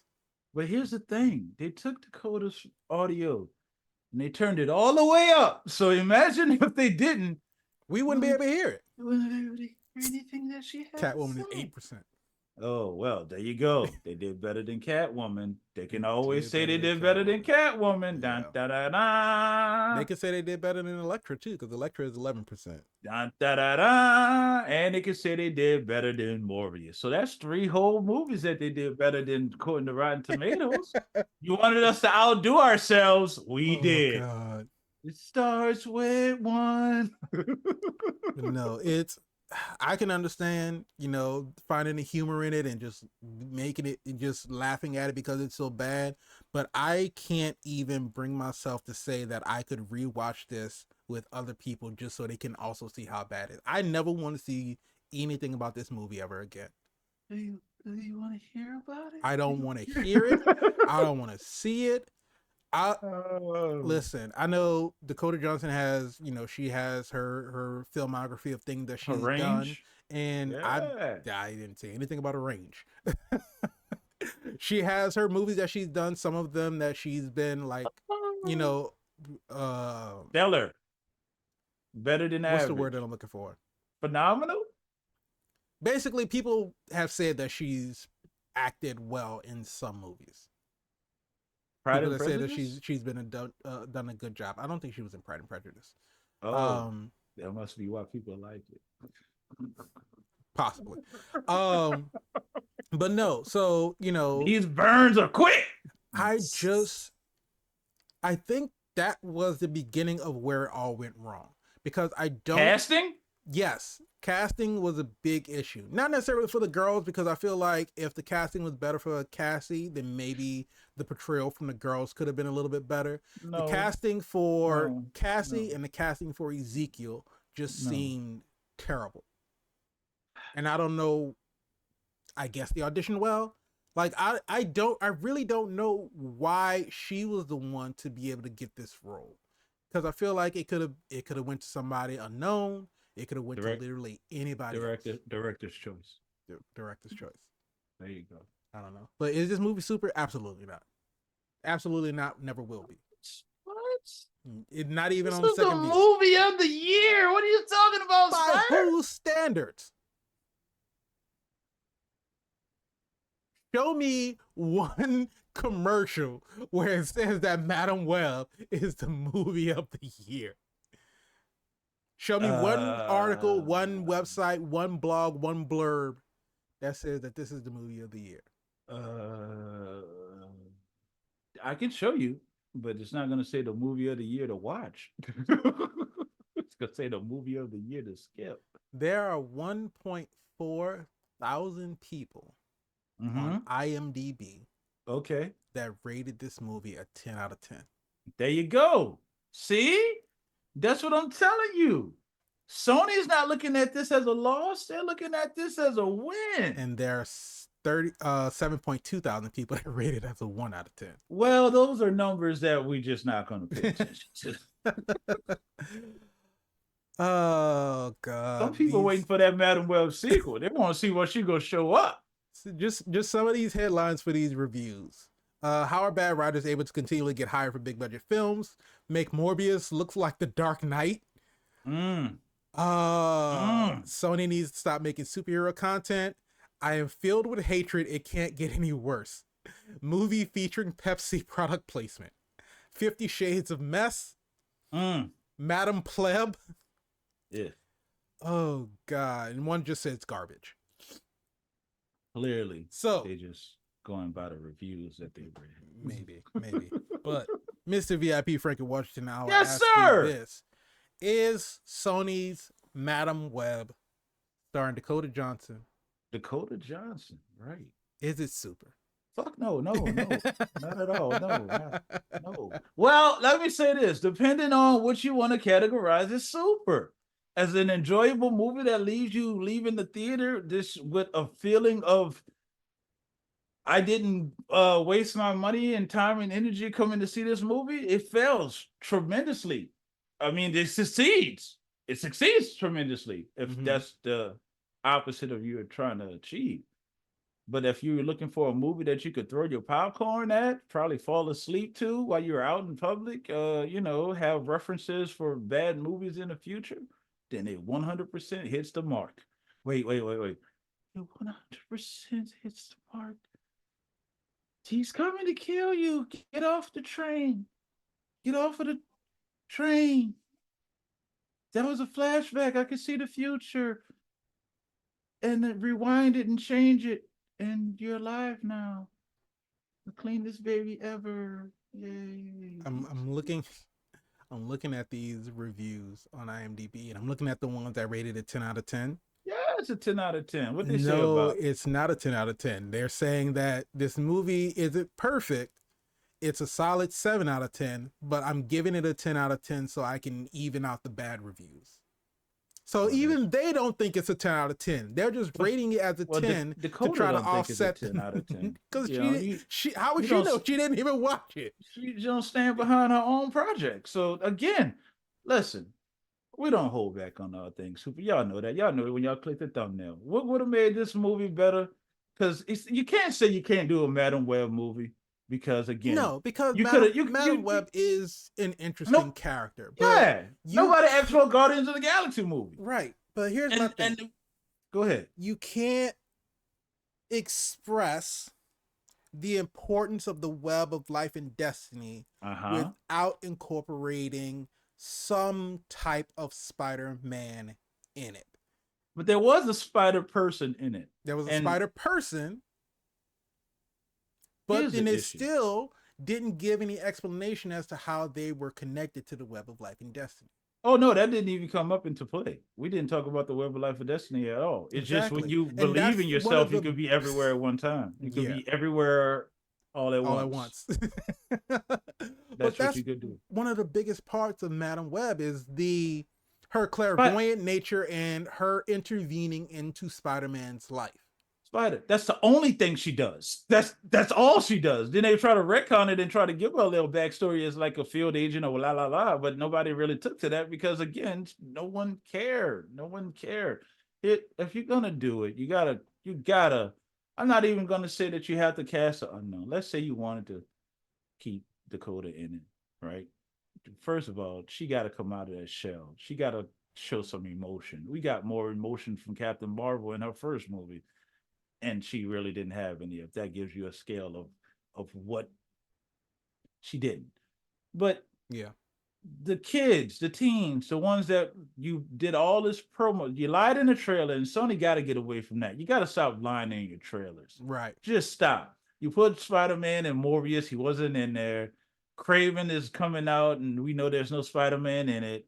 Madam Web hit the scene. You show all kind of spider adjacent women in there, and you're thinking that you're going to see that. Everything that you saw in the trailer was pretty much everything that was in the movie. Mm-hmm. So it was a misdirect. It was a lie. It was a blatant lie, and people don't like to be lied to.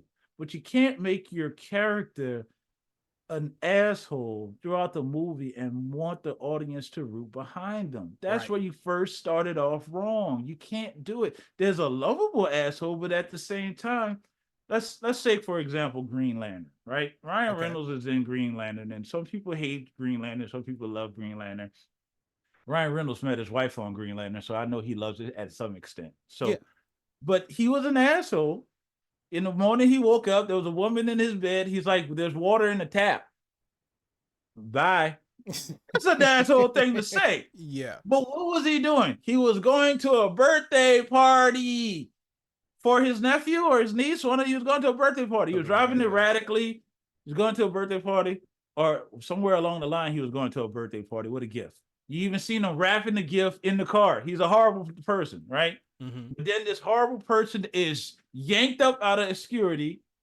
Somewhere along the line, he goes to and he learns how to work his powers. Somewhere along the line, he gets the call to action. He starts to have to care about people. Now, when you come back from Peru or whatever, you're starting to care about people. It's 45 minutes into the movie. Like we don't care that you care. You can't be mean to kids and want to touch a group behind you. So there was no we can't grab them behind you. So you're triumphant or not triumphant because there was nothing that you really accomplished. You went to Peru to learn about your mom and yourself.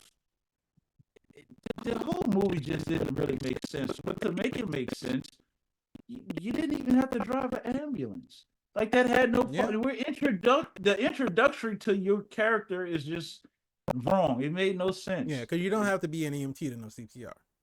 Exactly. And that like really seemed like that was the only reason. Because she could have had a friendship with Ben without being an EMT. You could have been a ballet teacher. You could have been anything else. Yeah. You could have been a good Samaritan, like you said, that came across the bridge and got caught in the situation. And now, again, you're trying to help where you can, but you come across these visions of a guy that's trying to.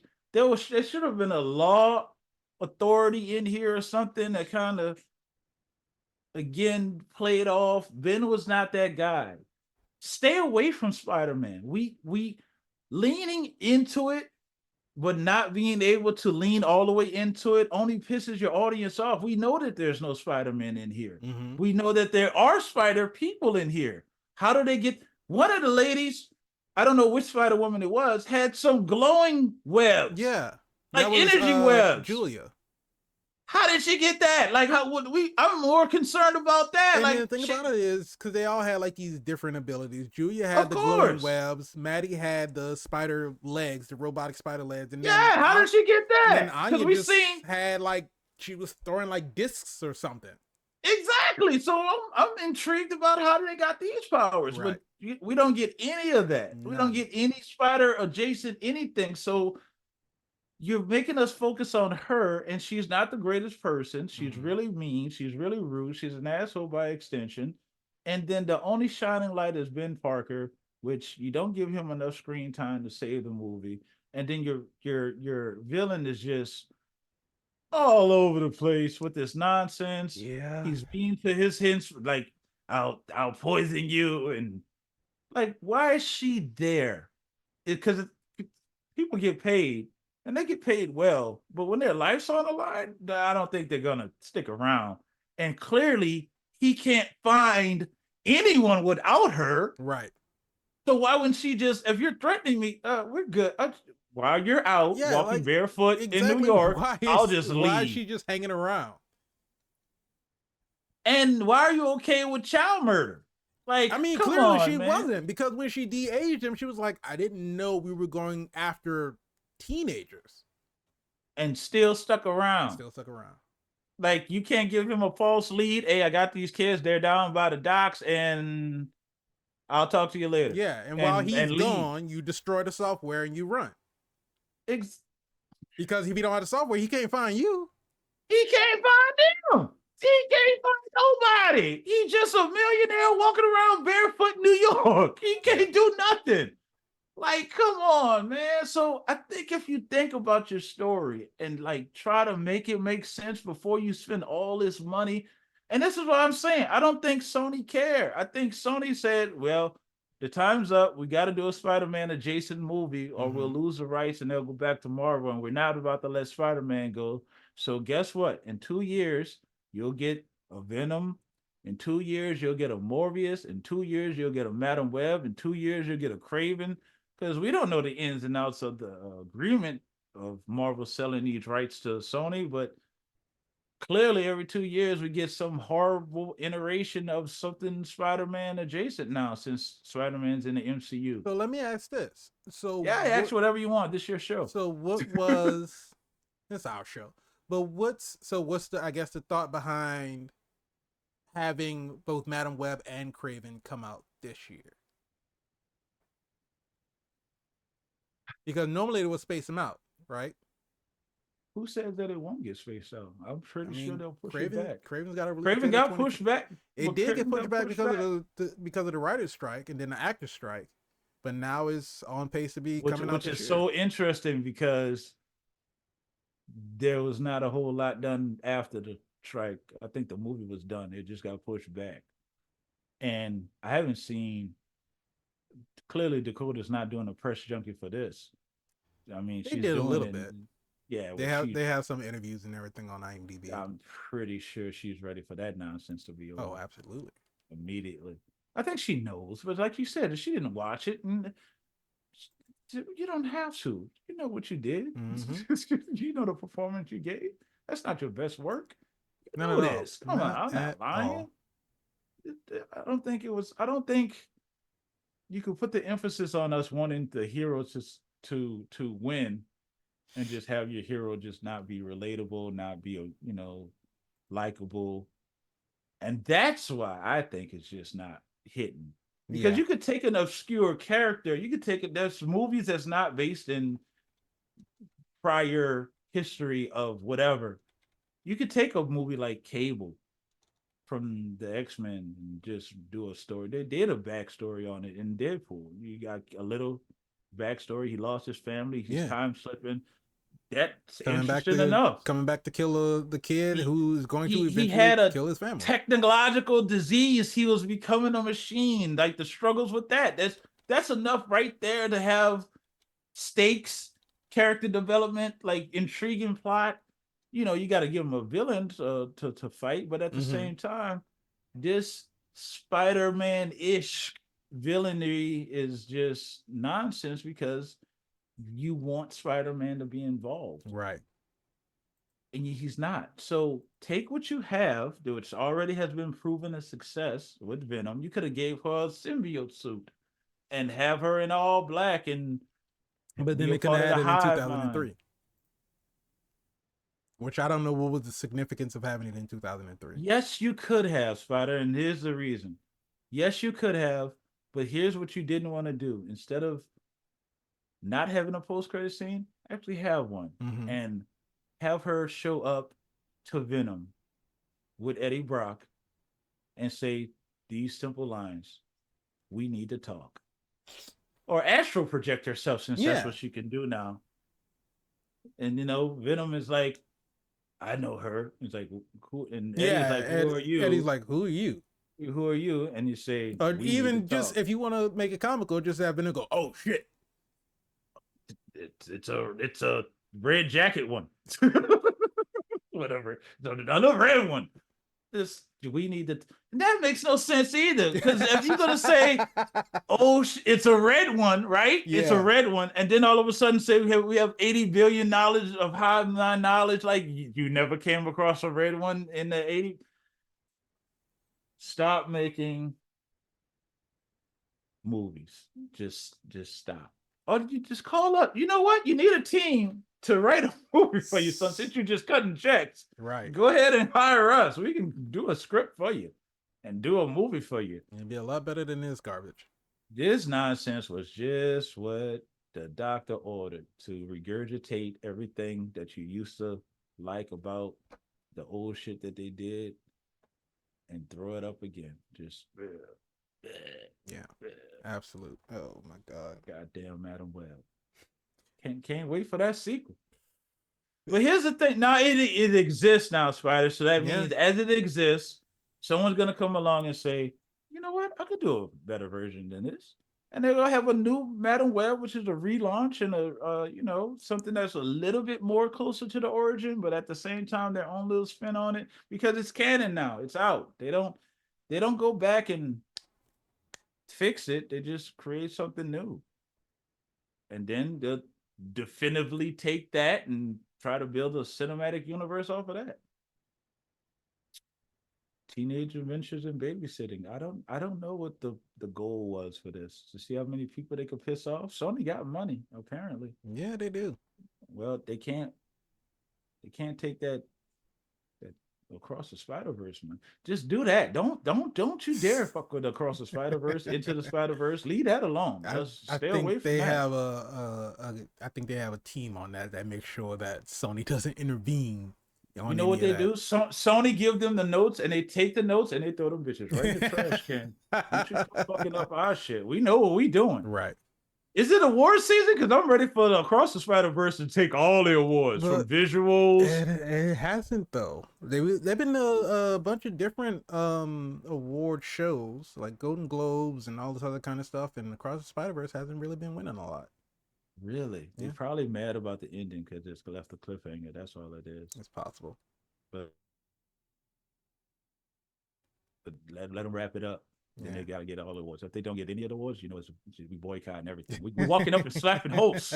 That's what we're doing. Keep Miles Morales' name. That's it. I don't know. We'll see. But let us know what you thought about Madam Web. Let us know what your funniest part if you saw it. Do you think that it's so bad that it's actually good, or do you think that it's just bad? But let us know what you thought about the video. When you leave your comment, make sure you say that what voice that you leave in the comment. Oh, make sure you say what voice you leave in. Make sure you say what voice you leave in your comment. I don't like this in my ears. That's what I say when I watch a movie. You said this. I tell you, we telepathically link. I said the same thing. I don't like this in my ear. What is this? Oh God! But let us know what you thought about this video. If you liked it, go ahead, hit the like button, subscribe to the channel, hit the bell so you can be notified when we have new episodes that come out.